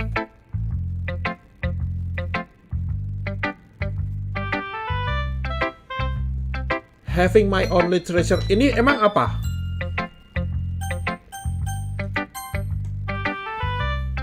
Let's see. You're certainly enthusiastic today. Of course, you know I like your writing. I'm just surprised. It seemed like you had a lot of trouble admitting that before. Well, of course. I just had to put you in your place a little bit. It's not like I was shy or anything stupid like that. Waka! Oh my god. Or jealous. I really wasn't jealous. Just because you happen to be a good writer? That's such a dumb thing to get jealous about. Natsuki. What? You're not very confident about your writing, are you? Eh? What are you talking about? My writing is obviously the best. Right? It took me a while to figure out, but I think I finally did. Maybe Natsuki acts so arrogant because she's trying to make up for her own insecurities. If she acts like she is the best, then other people might think that way too. Right? Norem, please just tell me you like my poems. I don't care if you hate them. Just please tell me I'm the best. I just really need to hear that from someone. I know I sound stupid, but there is a reason I never shared my poems before this. Natsuki. Because nobody ever takes me seriously. What's the point in sharing my poems if people just laugh and say, that's cute, that's so cute, that's just like you, Natsuki. Sometimes I don't want to be cute, but nobody understands that. Okay, fair. I try really hard when I write. The style doesn't matter. The style does matter. The emotions are there.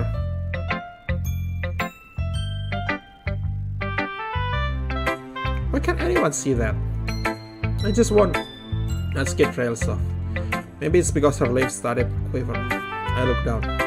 Her fists are clenched really tightly. Hey Natsuki, if you're not careful you'll rip your own poem. I gently grab the poem with my own hand until she relaxes her grip on it. I place it flat on the desk and smooth over the wrinkles that she put into it. Don't read it! Before I can pick it up back up, Natsuki snatches the poem from the desk. It's not any good. And I know you hate my poems. I don't. I really don't. I really like your poems, Natsuki. Come on. So you don't have to read this one, okay? Natsuki, are you trying to make me say it? Please let me read your poem, Natsuki. Okay, come on. Please let me. Thank you. But I want to read it. Why? Because I like your poems. I really do. Why would I judge you for your style? It's not like my own style is anything crazy. I mean, it's true that the first time I read one of your poems, I didn't look much into it. But I know you better now. And it's wrong for Yuri to think your style is more amateur than hers. And Sayori, she always means well. But sometimes she's so focused on simple happiness that she doesn't understand what people really want. Yeah, I guess I never really thought about how hard it's for you. And I'm sorry if I was part of that problem. I understand now. You're not just cute, you're a lot more than that. Natsuki, you're doing it again. Once again, Natsuki clutches her poem a little too hard. She looks down, hiding her eyes from me. I never realized how difficult this was for her. But finally, she forces herself to extend her arms and set her poem on the table. You can read it. Just turn that way. I don't want you to look at my face right now. Okay, I will.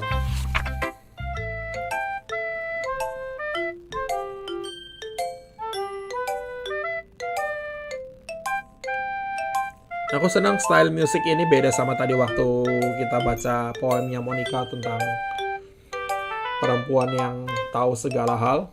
I'll be your beach. Your mind is so full of troubles and fears that diminish your wonder over the years. But today I have a special place, a beach for us to go. A shore reaching beyond your sight, a sea that sparkles with brilliant light. The walls in your mind will melt away before the sunny glow. I'll be the beach that washes your worries away. I'll be the beach that you daydream about each day. I'll be the beach that makes your heart leap in a way you thought I had left you long ago. Let's bury your heavy thoughts in a pile of sand. Bathe in sunbeams and hold my hand. Wash your securities in the salty sea and let me see you shine. Let's leave your memories in a footprint trail. Set you free in my windy sail. And remember the reasons you're wonderful when you press your lips to mine. I'll be the beach that washes your worries away. I'll be the beach that you daydream about each day.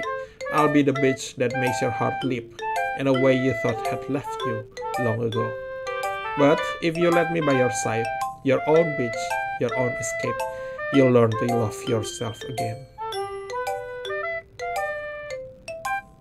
Apa kamu bicara tentang dirimu sendiri kali ini?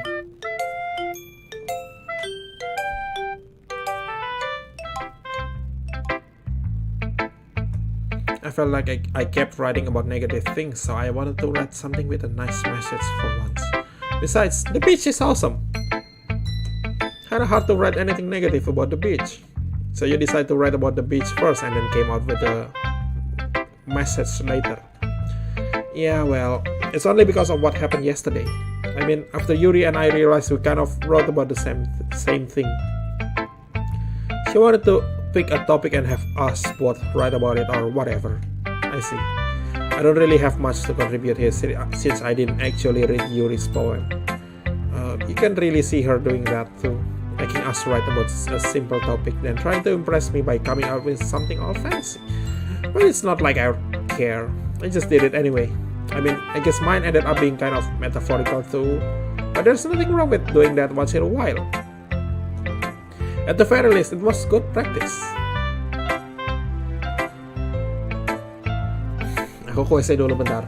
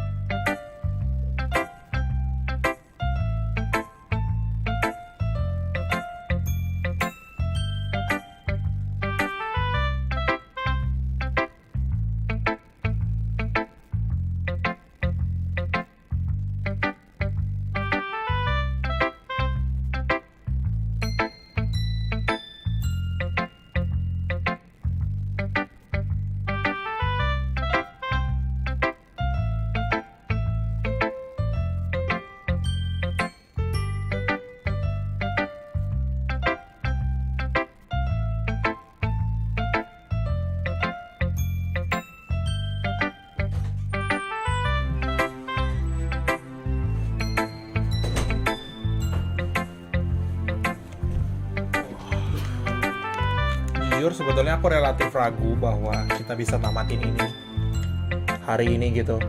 Ini udah 3 jam dan belum ada kelihatan kayak mau tamat sedikit. Kelihatannya kayak masih jauh dari tamat. Mungkin sesi kedua kali besok, tapi kalau sesi kedua cuma 2 jam mau ngapain lanjutannya. Who should I show my poem to next? It's nice, I guess. Come on, I can already tell you don't like it. Well, you don't need to worry about what I think. After all, you wrote this for someone else, didn't you? Probably Natsuki. Eh? I didn't write this for anyone specifically. Maybe. That's not really what I meant though. But it's okay. You're making new friends just like I was hoping. That makes me really happy. And you're happy too, right? In this club? Well, of course I am. Good. That's all that matters to me. Thank you, Warren. Sayori, is there something wrong? No, nothing. I'm just a little tired today. Alright, just tell me if you need anything. I will. Don't worry about me, okay? You can go play with everyone else now. If you insist. Yay! I'm gonna go home a little bit early today. Sayori, tell Monica I wasn't feeling well, okay? I'll see you tomorrow. Before I can say anything else, Sayori cheerfully walks out of the classroom, humming to herself. Okay, you three, we're all done sharing poems, right? Why don't we start figuring out... Hold on a second. Is it just me or did you say something strange just now? Eh? Something that sounded a bit unusual. That's right. You deviated from your usual catchphrase when addressing the club. Catchphrase? I don't have a catchphrase. Jeez. Why is it the mood so weird today? Look, even Yuri isn't immune to it. Oh. Stagnating air is common foreshadowing that something terrible is about to happen. Sure, okay, aku save. In your books, maybe. Look, the only thing different is that Sayori isn't here. It seems you're right. Sayori always helps us lighten the mood a little bit, doesn't she? It's almost like everyone's balance is thrown off a little when she's not around. Where the heck did she run off to anyway? I thought she was just went to pee. Natsuki, please show some decency. Oh, come on. She actually wasn't feeling too well and went home early. Is that so? I hope she's alright. Seriously. Of all the times to not go home with her, you pick the time she's not feeling well? So much for you two being all lovey-dovey. No. First of all, stop misunderstanding my friendship with Sayori. And second, she's kind of been avoiding me today, so I didn't want to force it. Oh. That curious expression coming from Yuri of all people. Calm down, guys. I'll talk to her earlier and everything is fine. What did she say? Anyway, we need to figure out the rest of the festival preparation, so avoiding the subjects, are we? Let's decide on what everyone will be doing this weekend. I already know what I'm doing. That's right, Natsuki will be making cupcakes. But we might need a lot of them and different flavors. Can you handle that all by yourself, Natsuki? Challenge accepted. And as for myself, I'm going to be printing and assembling all those poetry pamphlets. Sayori will be helping me design them. And as for Yuri, you can... guys, can you help me come up with something for Yuri? I'm useless. No, that's not it at all. You're the most talented person in here, you know. Now Natsuki is spouting too. Jeez, even I can't tell now. I guess I never gave Sayori enough credit, but I can tell things are even harder on you when she's not around. That may be the case, but if I can also be a leader on my own, then I won't grow up as a person. So Yuri, you have beautiful handwriting, you know, so you should make some banners and decorations to help set the atmosphere. Atmosphere? About that, I love atmosphere. Yuri's expression suddenly changes as she stares at her desk in focus and starts nodding to herself. Your mind is already racing, I see. That's great. You'll be a wonderful help, Yuri. But anyway, let's just leave you, Lorem. The one who is truly useless. Haha, don't say that. In fact, what Natsuki and Yuri have some pretty heavy tasks to handle. It would probably go a long way to give one of them a hand. You can always help me out as well. I would be really appreciative of that. Is Monica suggesting I spend the weekend with one of my club members? How on earth are they going to respond to a suggestion like that? I suppose I wouldn't mind a bit of help. Well, if you don't know how to bake, there's always some dirty work I could give to you. It's not like Monica's going to give me a choice, but then you shouldn't be sitting on your butt anyway. Natsuki tries to mumble a bunch of excuses like that. If I recall, Natsuki, you mentioned that you would like to handle the baking on your own. Or it might not be like to be around if you only make him out to be a nuisance. So therefore, he may be more suited to assisting with the decorations. Oh, I never said that. How hard could it be to make a few decorations anyway? Sounds more like you're just making excuses for Lorem to... What are you saying? It will be extremely meticulous work. And baking isn't? Just what do you think? Guys, let's settle down for a moment. In the end, I think it's up to Lorem to decide how he'd like to contribute. Besides, he hasn't really gotten the chance to spend any time with me yet, you know? So I'm sure he's interested in... You literally just said... I'm surprised at all, as well. Sorry. I was just saying though. Jeez. Can we just settle this already? Yeah. Or you're okay with this, right? In the end, it's up to you. Of course. Very well. In that case, everyone looks straight at me. But of course, I'm going to go with Sayori. I mean, if it's going to be anyone, then I prefer helping Sayori. I mean, we're already neighbors then. But Monica said that Sayori was helping her. Jeez. Do you really hate us that much? No. I'm sorry, I didn't mean for this to be difficult. Just think of the club, okay?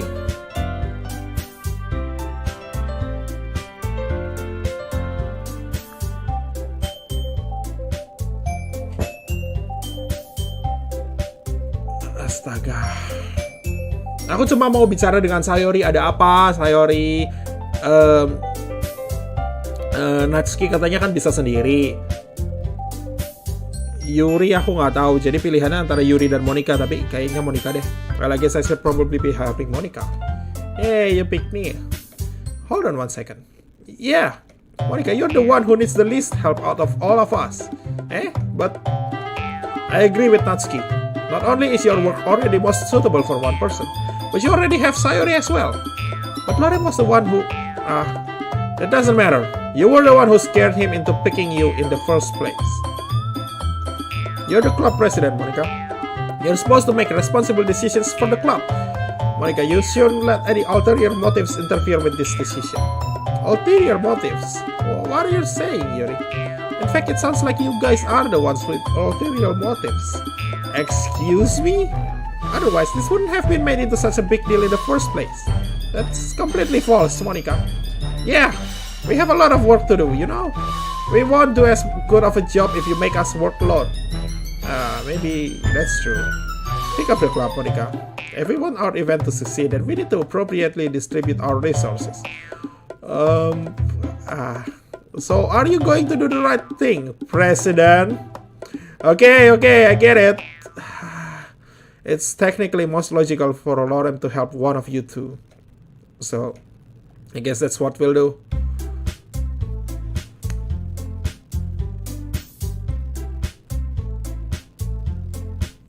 Oh my god. Astaga. Look, Natsuki, kamu bilang kamu bisa sendiri kan? Yuri, aku cuma mau kesempatan untuk baikan. Itu doang. Oke, Yuri, bisa kita baikan? Tolong baikan. Tolong. Well, I'll probably be most useful helping out Yuri. Me? Are you serious? Why would you? Natsuki, I can already tell you're about to say something mean. No, I was just saying. So you'll be helping Yuri then, Lauren. Yeah, that's what I'm going to do.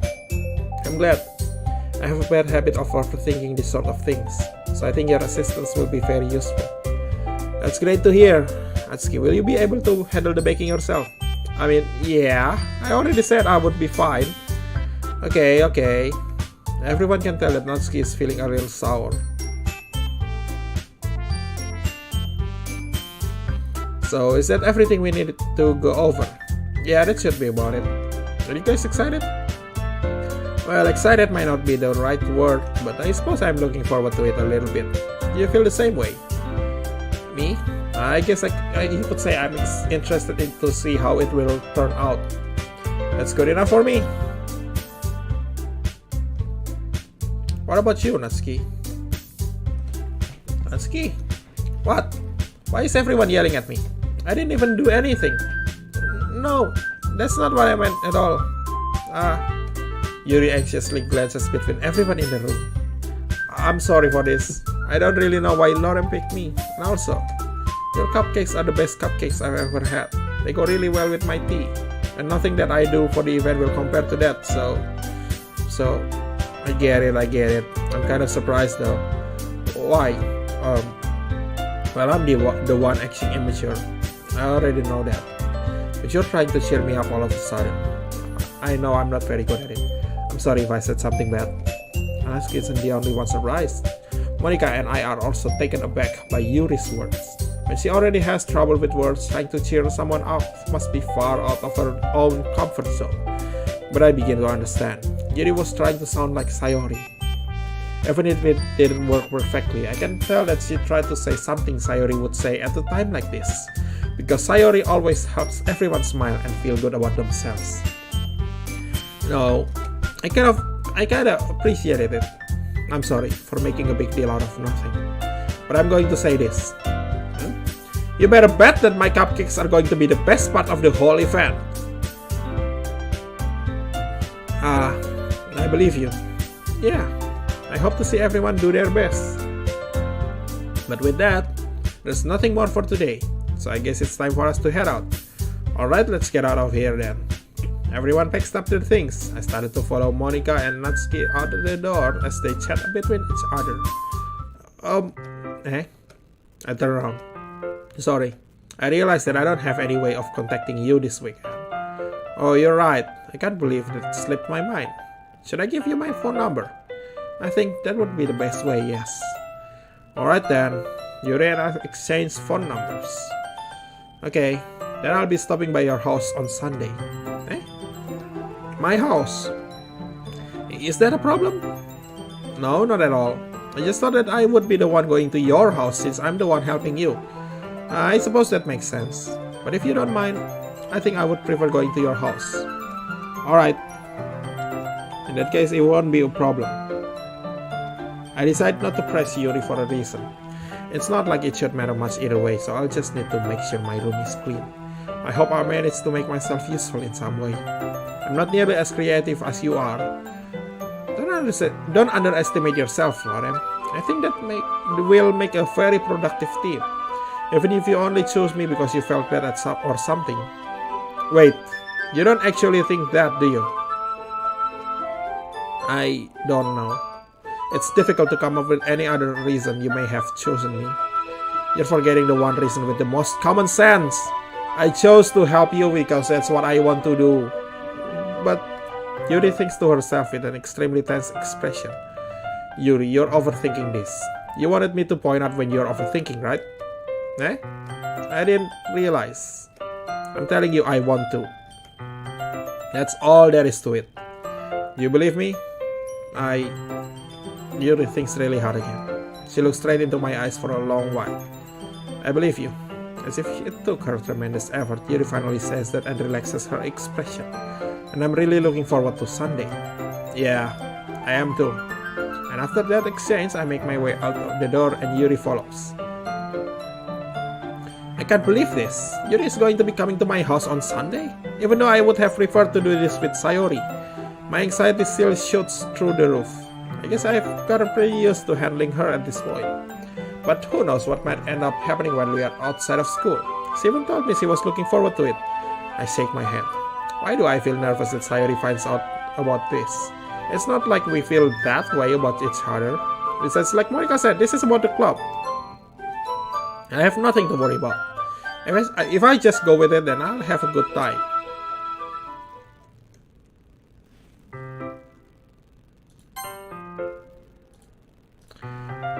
Bentar. Bagian ini aku mau ngecek dulu sebelumnya.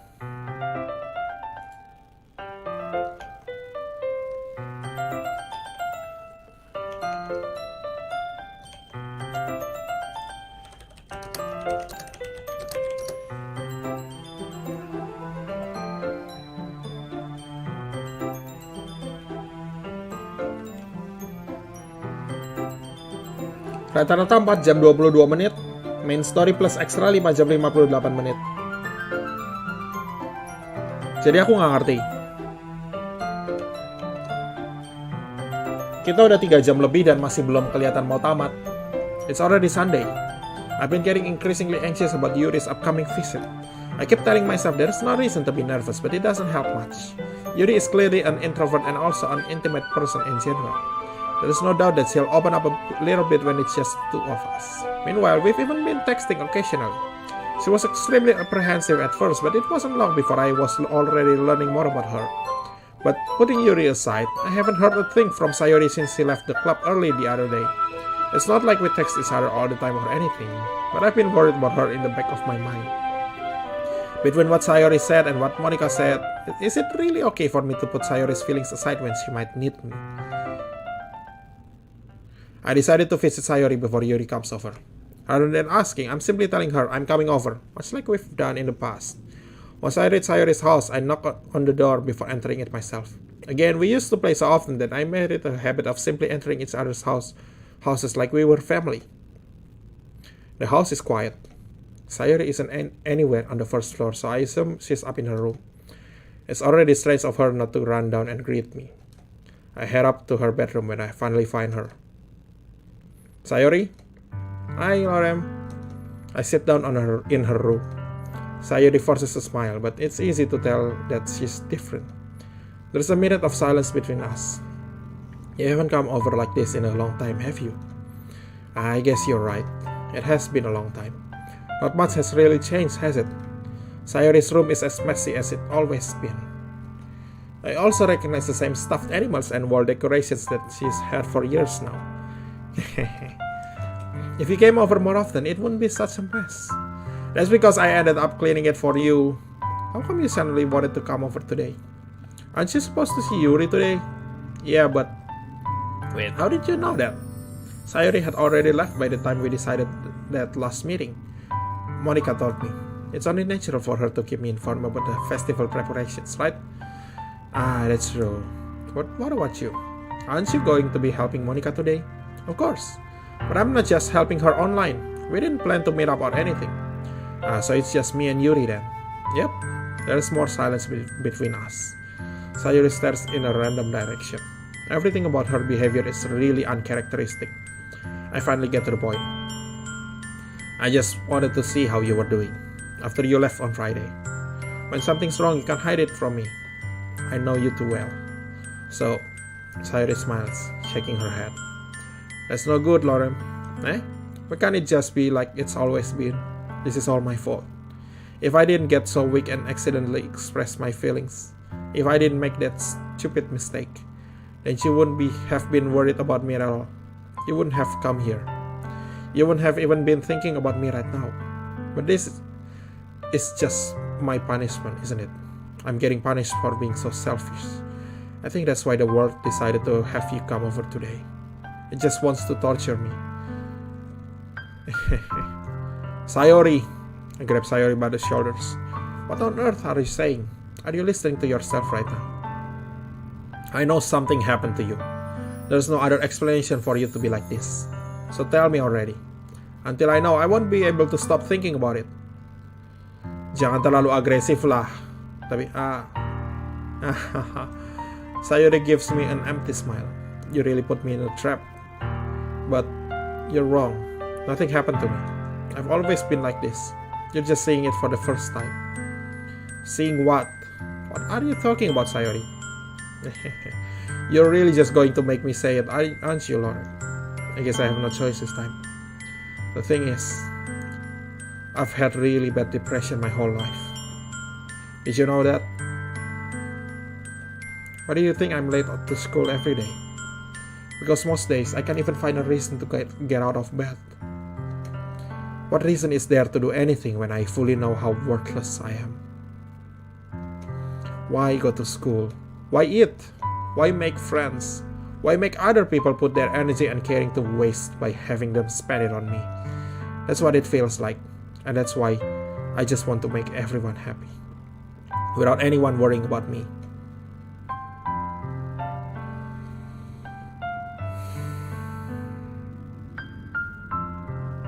Well, aku tahu sih perasaannya. Aku tahu perasaannya Sayori. Karena aku juga pernah di posisinya. I'm in shock. I can't even figure out how to respond. How is it possible that Sayori kept this from me the entire time that I've known her? Did she really want so badly for me to just not think about her? Why, Sayori? Why is it that you've never told me about this? It almost feels like I've been betrayed at your... Dude, nggak peduli lah aku dengan dude. Be there for her, okay? Astaga. Don't say that. Because if I knew, I would have done everything I could to support you.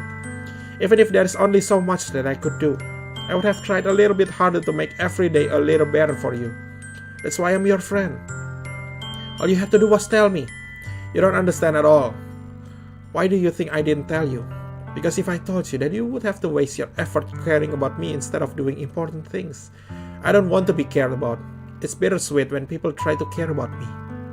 It feels nice sometimes, but it also feels like a bat being swung against my head. That's why I want so badly for you to make friends with everyone else. Helping everyone be happy together is the best thing for me.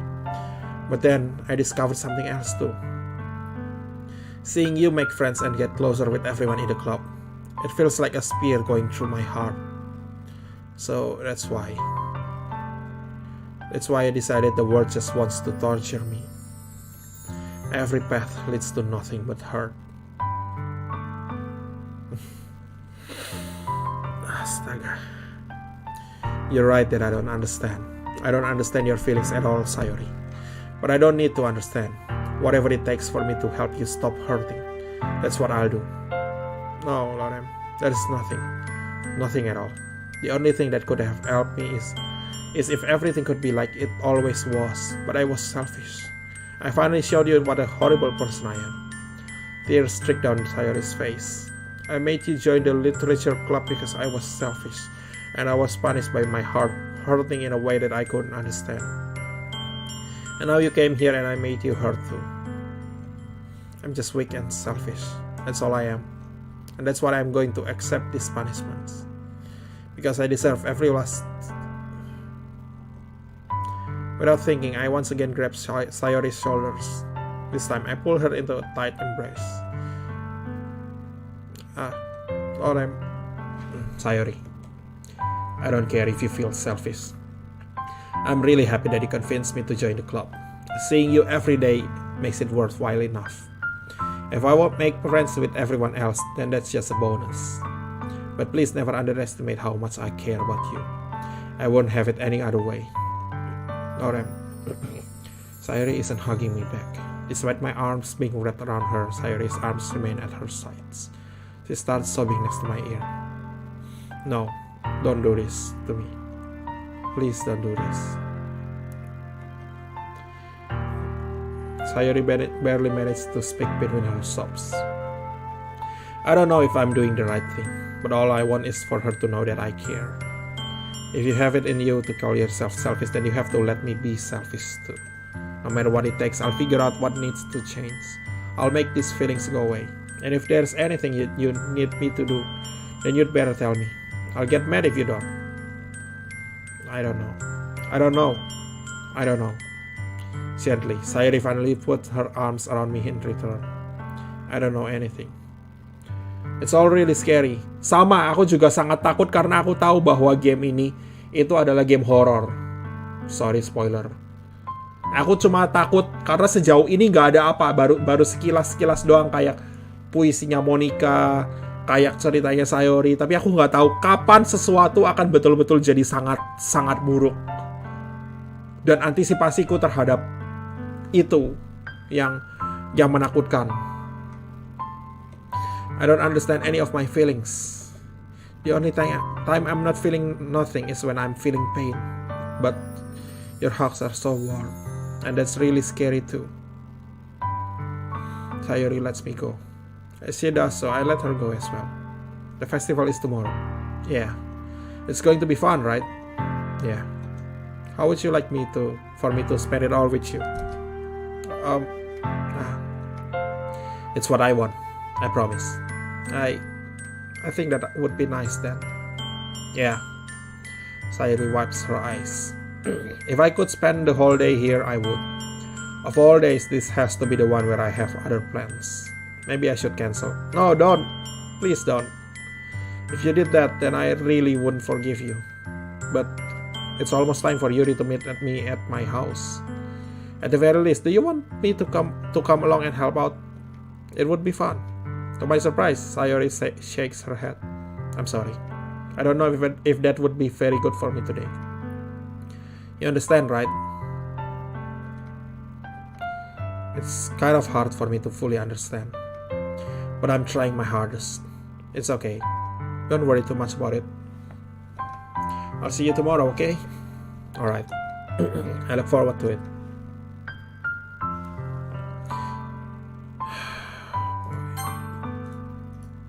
I say goodbye to Sayori and exit her house.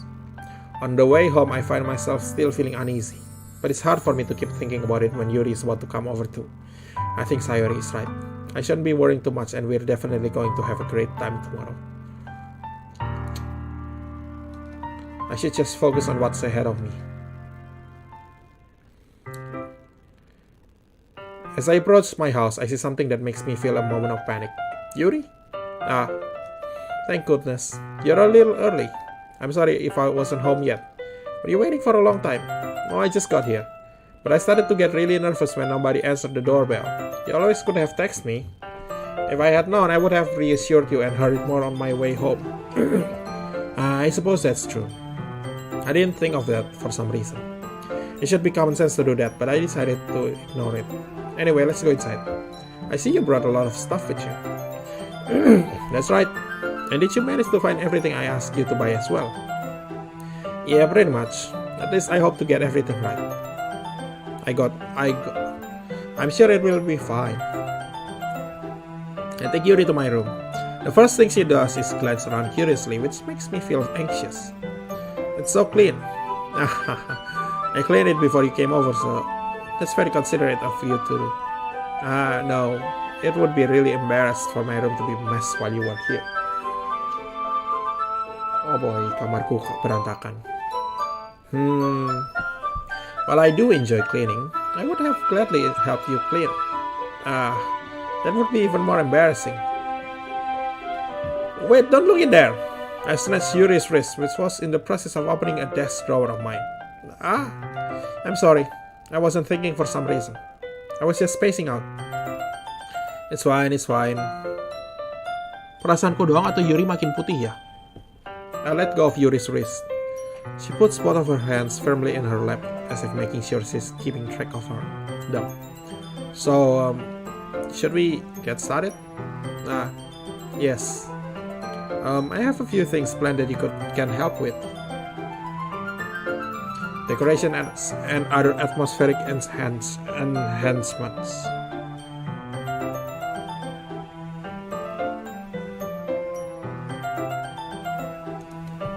Atmospheric enhancements. You know, mood lighting, aromatherapy candles. Oh wow, I didn't know you planned on taking it that far. Of course, I want to help you take our guests to a faraway place. Although many will stop by just out of curiosity and for cupcakes, I guess. I'm determined to provide an experience that will leave them wanting more. That's great. It's easy to forget that you're a pretty intense person. Intense? I guess that's the best way to put it. Is that a bad thing? No, not at all. It's something that I like about you, actually. Is that so? That makes me feel relieved and kind of happy. Yeah, no need to be so anxious. You can relax a little. Relax. I brought some things for relaxation. I was going to use them during the poetry event. Oh yeah? Like what? Let's see. Yuri rummages through her bag. She pulls out a few candles and a wooden cylinder-shaped object. I did some shopping on the way here, so I happen to have these in my bag. I plan to cover the windows in black paper and use the candles to light the room. I think that would be amazing, don't you? Yeah, that would be really neat. What's that wooden thing though? Oh, this is a diffuser for essential oils. How familiar are you with aromatherapy? Not familiar at all. Aku baru mau ngomong. Is that so? It's one of my favorite contributors to a positive atmosphere. Depending on the oils or herbs you choose, you can change the mood of the air itself. You can even feel it permeate through your body. Relaxation, positive energy, romance, reflection. It's almost like magic. Yuri takes the cylinder and pushes a switch on the bottom. In just a moment, a thin ray of vapor begins to spout through a small hole on the top. Wow, that smells wonderful. What kind of mood is that one for? This is a jasmine essential oil. It smells a little sweet and flowery, right? Yeah, that's a good way to describe it. I chose jasmine for the event because it provides more than relaxation. Jasmine enhances your emotions and helps you feel them flow through your body. You'll feel warmer and your heart pounds more heavily. Did you think that would be perfect for sharing our poems? It does sound suitable. But you seem to know a lot about this, so I'll trust your opinion with anything. Yuri smiles gently. clearly enjoying herself. She again reaches into her bag and pulls out several spools of thin ribbon. What are those for? Well, did you purchase the origami paper I asked you to get? Yeah, I have it over here. We won't be using the paper for folding origami. What I'd like to do is write a different word on each paper. We'll need about 100 of them. Oh yeah? What will those be used for? Well, I'm going to cut pieces of ribbon to hang from the doorway of the classroom. Then we can fasten the paper onto the ribbons to create a doorway curtain. Yeah. Wouldn't that be beautiful? It would also catch the eye of those passing by the room, and may attract some to peek inside. That's really creative. I had no idea that you'd be so good at this, Yuri. Is that so? Well, I suppose I do get a little intense, as you put it. Oh, Yuri giggles with red cheeks. Is it just me, or is she more relaxed when it's just the two of us? Or maybe it's the excitement she feels from sharing something that she enjoys. Here's the marker, Lauren. You can write any characters you want. I'll help you once I finish cutting the ribbons. Alright. Sitting on the floor together, the two of us get to work. I carefully draw a different character on each paper, doing my best to match my bad handwriting. Yuri unravels a long strand of red ribbon to her desired length. Then she reaches into her bag once more and pulls out a pocket knife. The knife is strangely beautiful. The silver handle has an intricate pattern of waves etched into it. The blade itself is gently tinted blue. That's no ordinary pocket knife. It looks really fancy.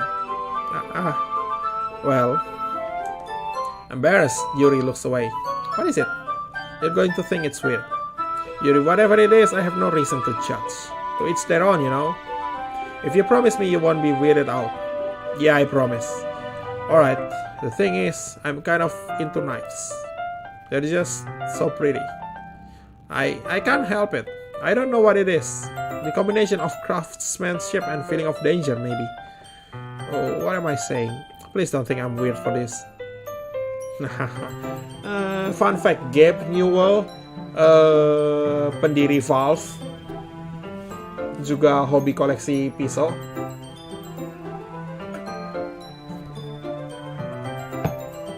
Gak masalah. Maksudnya cuma di koleksi doang gak masalah, tapi kalau dipakai ke sesuatu atau seseorang lain lah itu bermasalah. Kalau cuma buat benda, buat motong biasa gak masalah. Aduh, tenggorokanku udah gatel dari tadi ngomong terus 4 jam. 3,5 jam. You're laughing at me. No, I'm not laughing at you. It's just funny how nervous you get about sharing. It's an interesting thing to be into, I guess. But I think it kind of suits you. Suits me? Yeah, it's kind of intense. Besides, it's a really cool looking knife. I can't deny that. It is, isn't it? Yuri relaxes her expression once again. Would you like to hold it? Sure, I'll check it out. Yuri carefully hands me the knife with the handle facing me. I take it and turn it around in my hands. It feels heavy and extremely solid. Where do you even get a knife like this? Curious of its sharpness, I feel the point of the knife with my index finger. Ow! Oh damn! Why did you do that? I didn't expect it to be that sharp. I barely touched it at all. It's my fault. I should have warned you. This knife is extremely sharp. It can cut through skin like it's paper. Oh no, a small drop of blood trickles down the side of my finger. Yuri takes my hand and gives the wound a closer look. She stares at it and noticeably fidgets. If you're squeamish, I'll go wash it off now. Without warning, Yuri puts my finger in her mouth and licks the wound. I feel her tongue curl around my finger. Astaga. Startled, I instinctively pull my hand back. Oh, please forgive me. I wasn't thinking. Yuri lowers her head, her face burning up. Yuri, that's the most embarrassing thing I've ever done. How could I do something like that? I'm sorry. Sure, it was a little weird and it took me by surprise, but I guess he was just trying to help, right? Yuri, I think you're overreacting a little. She doesn't lift her head. What if she doesn't recover for this from the rest of the afternoon? Alright, you know what? This might be a stupid thing to do, but I do it anyway. I take Yuri's hand and lick her index finger in return. RM! Did you really just do that? Yes. Now we're even. Yuri just looked at me like I did something wrong. I knew that would be a bad idea. If not for the sweet aroma of the jasmine oil, the air would be extremely heavy right now. You're so weird, Lorem. Yuri giggles shyly. Eh? You're calling me weird? I have no response to that. Where do you keep your bandages? I don't think I need one actually. It was a tiny cup. Look, it already stopped bleeding. I see. That's relieving. Tension is quickly lifted. We each resume our respective activities. I watch Yuri's knife cut through the ribbon like it's nothing but air. Meanwhile, I continue to make progress on the paper. After we finish attaching the paper to the ribbons, we lay them all out side by side. It looks better than I expected and will be very effective as a door curtain. It looks great. Good thinking coming up with this, Yuri. Thanks. It's just something I saw online, really. Are you ready to move on to the next task? Yeah, let's do it. What do you have in mind? I'd like to create a banner. That's why I asked you to buy the paint tablets. That's right. One of the items Yuri had asked me to buy was a kit of watercolor paint tablets. We need about 6 cups of water to put each of the tablets in. Do you mind fetching those for us? Of course not. 6 cups of water. I'll be right back in a minute. Thank you very much. Oh, and just a little bit of water is okay. If you fill the cups too much, it will be too diluted. Taking Yuri's advice, I decided to use small plastic bathroom cups rather than full-size glasses. I put them on a plate to catch any paint that drips, then bring it back into my room. Yuri? Yes? I come in to see Yuri quickly unrolling her sleeve, pulling it back over her arm. Nothing. Your face is a little red. Is it too hot in here or anything? No, not at all. There's nothing wrong, so let's mix the paint. Yuri hurriedly dismisses me and takes it upon herself to unwrap the tablets, dropping them into cups. So, I thought we would do something simple that would look very nice. I'd like to paint a gradient across the banner, starting with the colors for the sunrise, then daytime, then sunset and nighttime. Once it dries, I'll write an inspirational quote across the banner. You can hang it on the wall, behind the podium, and the front of the classroom. Neat. What are you going to write? Well, it will be more fun to surprise you. Yuri smiles at me. If you say so. After rolling out the banner, Yuri and I kneel on opposite sides so we don't get in the way of each other. Yuri uses a brush and adds a few dots of different colors across the banner to serve as a color guide when we paint. This kind of reminds me of elementary school. Painting on a banner with watercolors feels a lot like the art class projects we had back then. It's relaxing. I'm sorry if this feels too childish. No, I didn't mean that at all. It's kind of fun, you know. Yeah, it is fun. I'm glad you feel that way too. Yuri stops painting for a moment, thinking to herself. For me, I don't need to go out and do crazy things to have fun. In fact, I usually don't even want to. I just like it when I can spend time with one other person. Even if it's something simple like reading. It doesn't even matter if we don't talk much. Just having a friend next to me makes things feel a little bit nicer. I think that's all it takes for me to be happy. Is that so? Even if Yuri and I are quite different, I can understand where she is coming from. I feel that way about things like anime and games, where simply sharing the experience with someone can make me happy. I think I feel the same way. Yuri smiles gently. I knew you'd understand. Yuri leans over the banner to grab an unused paintbrush, but I move at the same time, causing my head to bump into hers. Yeah!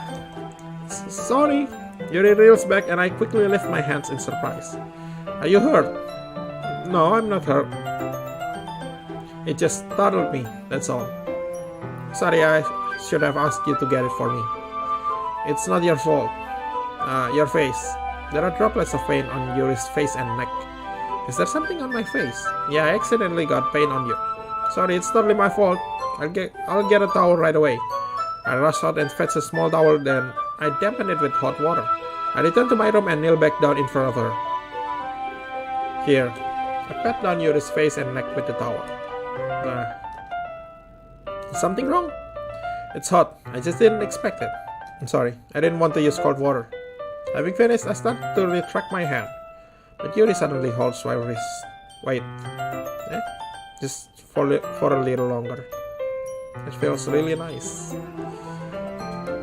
I keep my hand still against Yuri's neck. She looks into my eyes. It's an intense expression that I recognize from when she reads her books. Almost as if she is lost in a daze, enveloped by her own thoughts. She breathes gently, half through slightly parted lips. What is happening? Is it the aroma of the jasmine oil giving me this dizzy feeling? Yuri's gentle fingers, wrapped around my wrist, sent a tingling sensation through my arm. And suddenly her face seems to be much closer to mine than it was just a moment ago. Yuri slowly pulls away. Sorry, I've been feeling a little lightheaded today. I didn't mean to space out. It's fine. The moment is over as soon as it began. Yuri picks up her brush again, but her movements seem clumsier, like she's unable to focus. I remain silent, forced to ignore the event that just transpired. I hesitantly retrieve my own brush and continue following Yuri's example.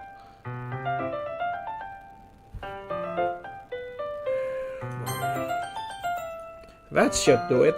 I finished filling the night sky with white dots that look like stars. Looking at the banner as a whole, it's very pretty and natural looking. I think it came out better than I expected. I'm really happy with the results. Yeah, me too. Are you going to add the lettering now? Not yet. It needs to dry first. That's true, but won't that take a while? Well, perhaps it would be best to leave it here, then have you bring it in the morning. I can do the lettering in the classroom before our event starts. Is that okay? That's totally fine. Wonderful. In that case, I don't think there's anything more for us to do here. You say that like you're glad it's over. Was I wrong to assume that you were at least enjoying yourself a little bit? No, it's not that. I'm just glad that we managed to get everything done. I see. I am too. I was a little concerned about time. I need to start making dinner soon. So you don't have any time left. I was secretly hoping we would have an extra time after finishing the work. Well, Yuri thinks to herself. I think it would be too irresponsible of me to wait much longer. I'm sorry. I was hoping there would be more time as well. It's probably my fault. Sorry for being such a slow worker. No, it's not your fault at all. And the important thing is that we get everything done, right? Yeah. So, I shouldn't be disappointed or anything. Gathering all her things, Yuri seemed to look a little downcast. I understand why. It sounded like she rarely gets the opportunity to spend time with friends in a relaxed environment. But it doesn't mean this is the last time it can happen, right? Once Yuri packs up, I walk her out the front door. Thank you very much for having me today. No problem, I'm glad I was able to help. Just let me know if there's anything else you need me to bring tomorrow. I will. Well then, Yuri fidgets. I guess I'll see you tomorrow. Wait, I kind of say that without thinking. About today. It's fine that we didn't have as much time as we wanted. Because we can do this again. Whenever you want, you can come over or we can go out somewhere. I forgot you don't like going out much. As I stumble over my words, Yuri simply smiles bashfully. Anyway, you know what I'm trying to say, so you're very thoughtful, alright? Yuri takes a step closer to me, then briefly squeezes my hand. I kind of like that about you. Well, how am I supposed to respond to that? But I don't even get a chance to as Yuri suddenly pulls back. Sayori? Hi, Lorem. Sayori. Just now we weren't... It's okay, Lorem. I just stopped by to say hi. Well, it's nice to see you. I'm sorry, but I'm already on my way to leave. Oh, really? That's too bad. I'm sorry. But we'll all be together at the festival tomorrow, so that's fine, right? Of course. Sayori beams. Yeah, so I'll see you tomorrow. Clearly embarrassed, Yuri hurries off. Sayori waves goodbye after her. Sayori.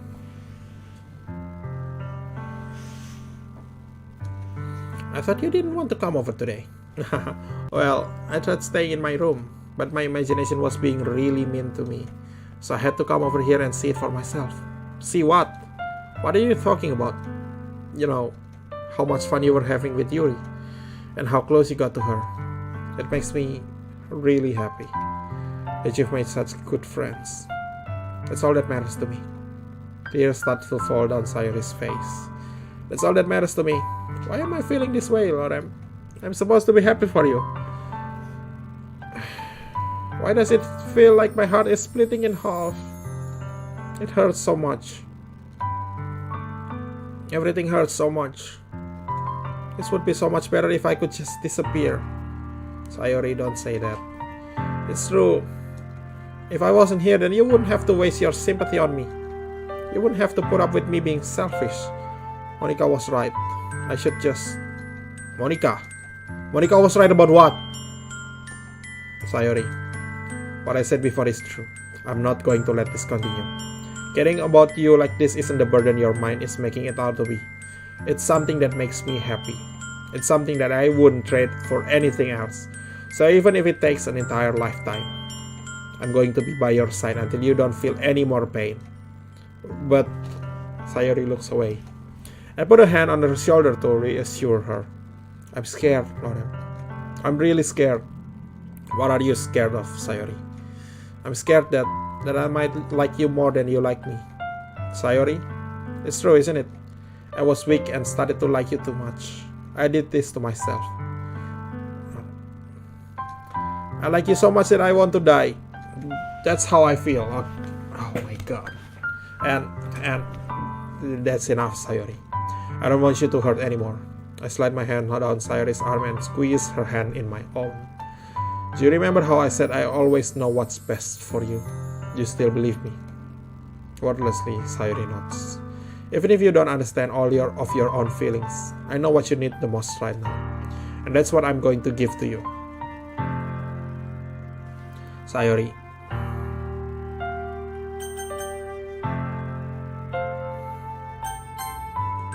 I love you. Those are my true feelings. So there's no way you could like me more than I like you. I should have realized it sooner. But spending time with everyone at the club, making new friends, and having fun with you every day, it helped me realize that you are truly the most important person to me. That's why I'll accept any of your burdens. As long as we continue like this every day, with you by my side, then I know we'll both be happy. Well, ya betul sekali sih. Di satu sisi Natsuki itu, aku tertarik dengan Natsuki karena writing style-nya dan karakternya. Tapi di sisi lain, aku gak sedemikian sayangnya dengan Natsuki juga. Aku tetap lebih sayang Sayori. Suddenly, Sayori wraps her arms tightly around me. Is this really okay? Yeah. I hold Sayori in my arms and pull her closer. You'll never have to let go of me again. I love you, Lorem. I want to be with you forever. Me too. I feel Sayori's grip around me weaken a little bit. What is this, Sayori? I'm supposed to be happy right now. I always thought this would be the happiest moment for me. But why, even now? Why won't the rain clouds go away? They're not going away at all, Lorem. It's okay, Sayori. It might take some time for things to get better again. But no matter how long it takes, I'll be there every step of the way. That's all that matters right now. Okay. I trust you. Sayori and I slowly release each other. So, I guess that makes the festival tomorrow our first date, huh? What are you saying? I don't want to think about those things, you know. I want everything to be the same as it always has been. Sorry, aku tahu harusnya. Even if we really are a couple, I don't know if I could handle anything more right now. It's really new and scary to me. I understand. We'll go at whatever pace suits you best. Hey, Lorem. Sayori gazes at me once again, smiling sadly. Even if I get really, really sad, this is the best thing for me, right? Eh? I don't really understand what Sayori means by that. Are you saying that this is making you feel sad, Sayori? I don't know. I don't understand what I'm feeling. It felt like a bunch of thorns when you told me you love me. But that's why I want to trust you. You know what's best for me. Yeah, I do. That's my promise. I say that, but in reality, I've never felt more uncertain when it comes to Sayori. I know that I love her and she loves me, but I'm having as much trouble understanding Sayori's feelings as she is. Even though I can comfort her, I keep wondering if I should be doing something more or something different. I know these thoughts will continue to plague me until things are back the way they are.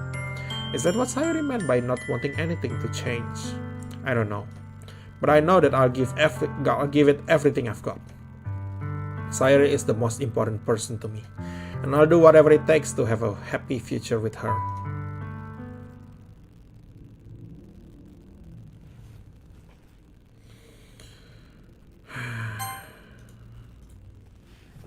Well, 10 menit.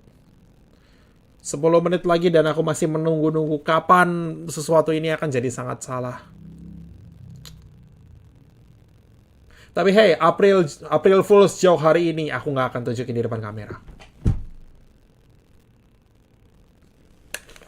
Sorry, ini wow, ini game kelas berat.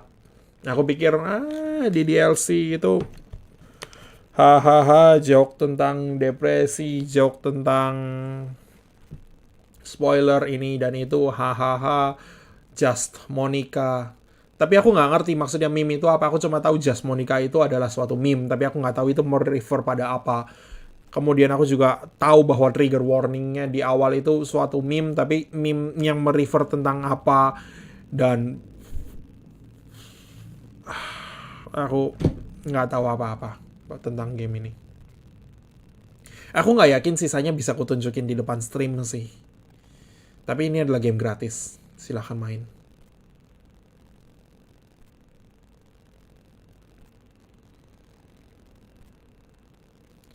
You know what? Aku akan akhiri ini di high note. Aku nggak mau tunjukin endingnya yang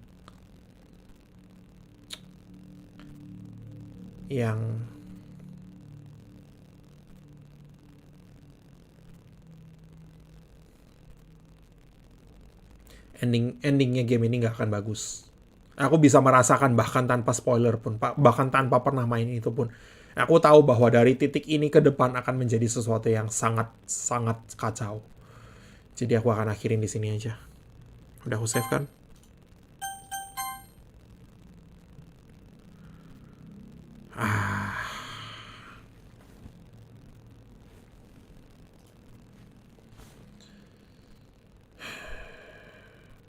Well, joke-nya April Fools kali ini adalah aku main di DLC tapi nggak sampai ke bagian yang paling spoiler.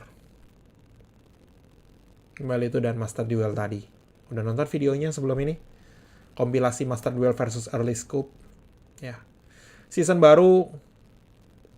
Aku mungkin akan coba pakai deck baru kali. Nantilah lihat. Anyway, like, comment, subscribe, dan bla bla blanya. Aku tahu ini masih kurang. Ini baru 53 menit. Tapi, sorry.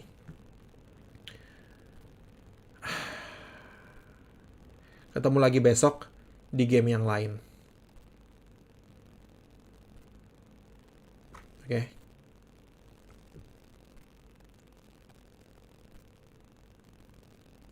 Besok kita akan mulai seri baru. Let's play baru. Jadi ketemu lagi besok di game yang lain.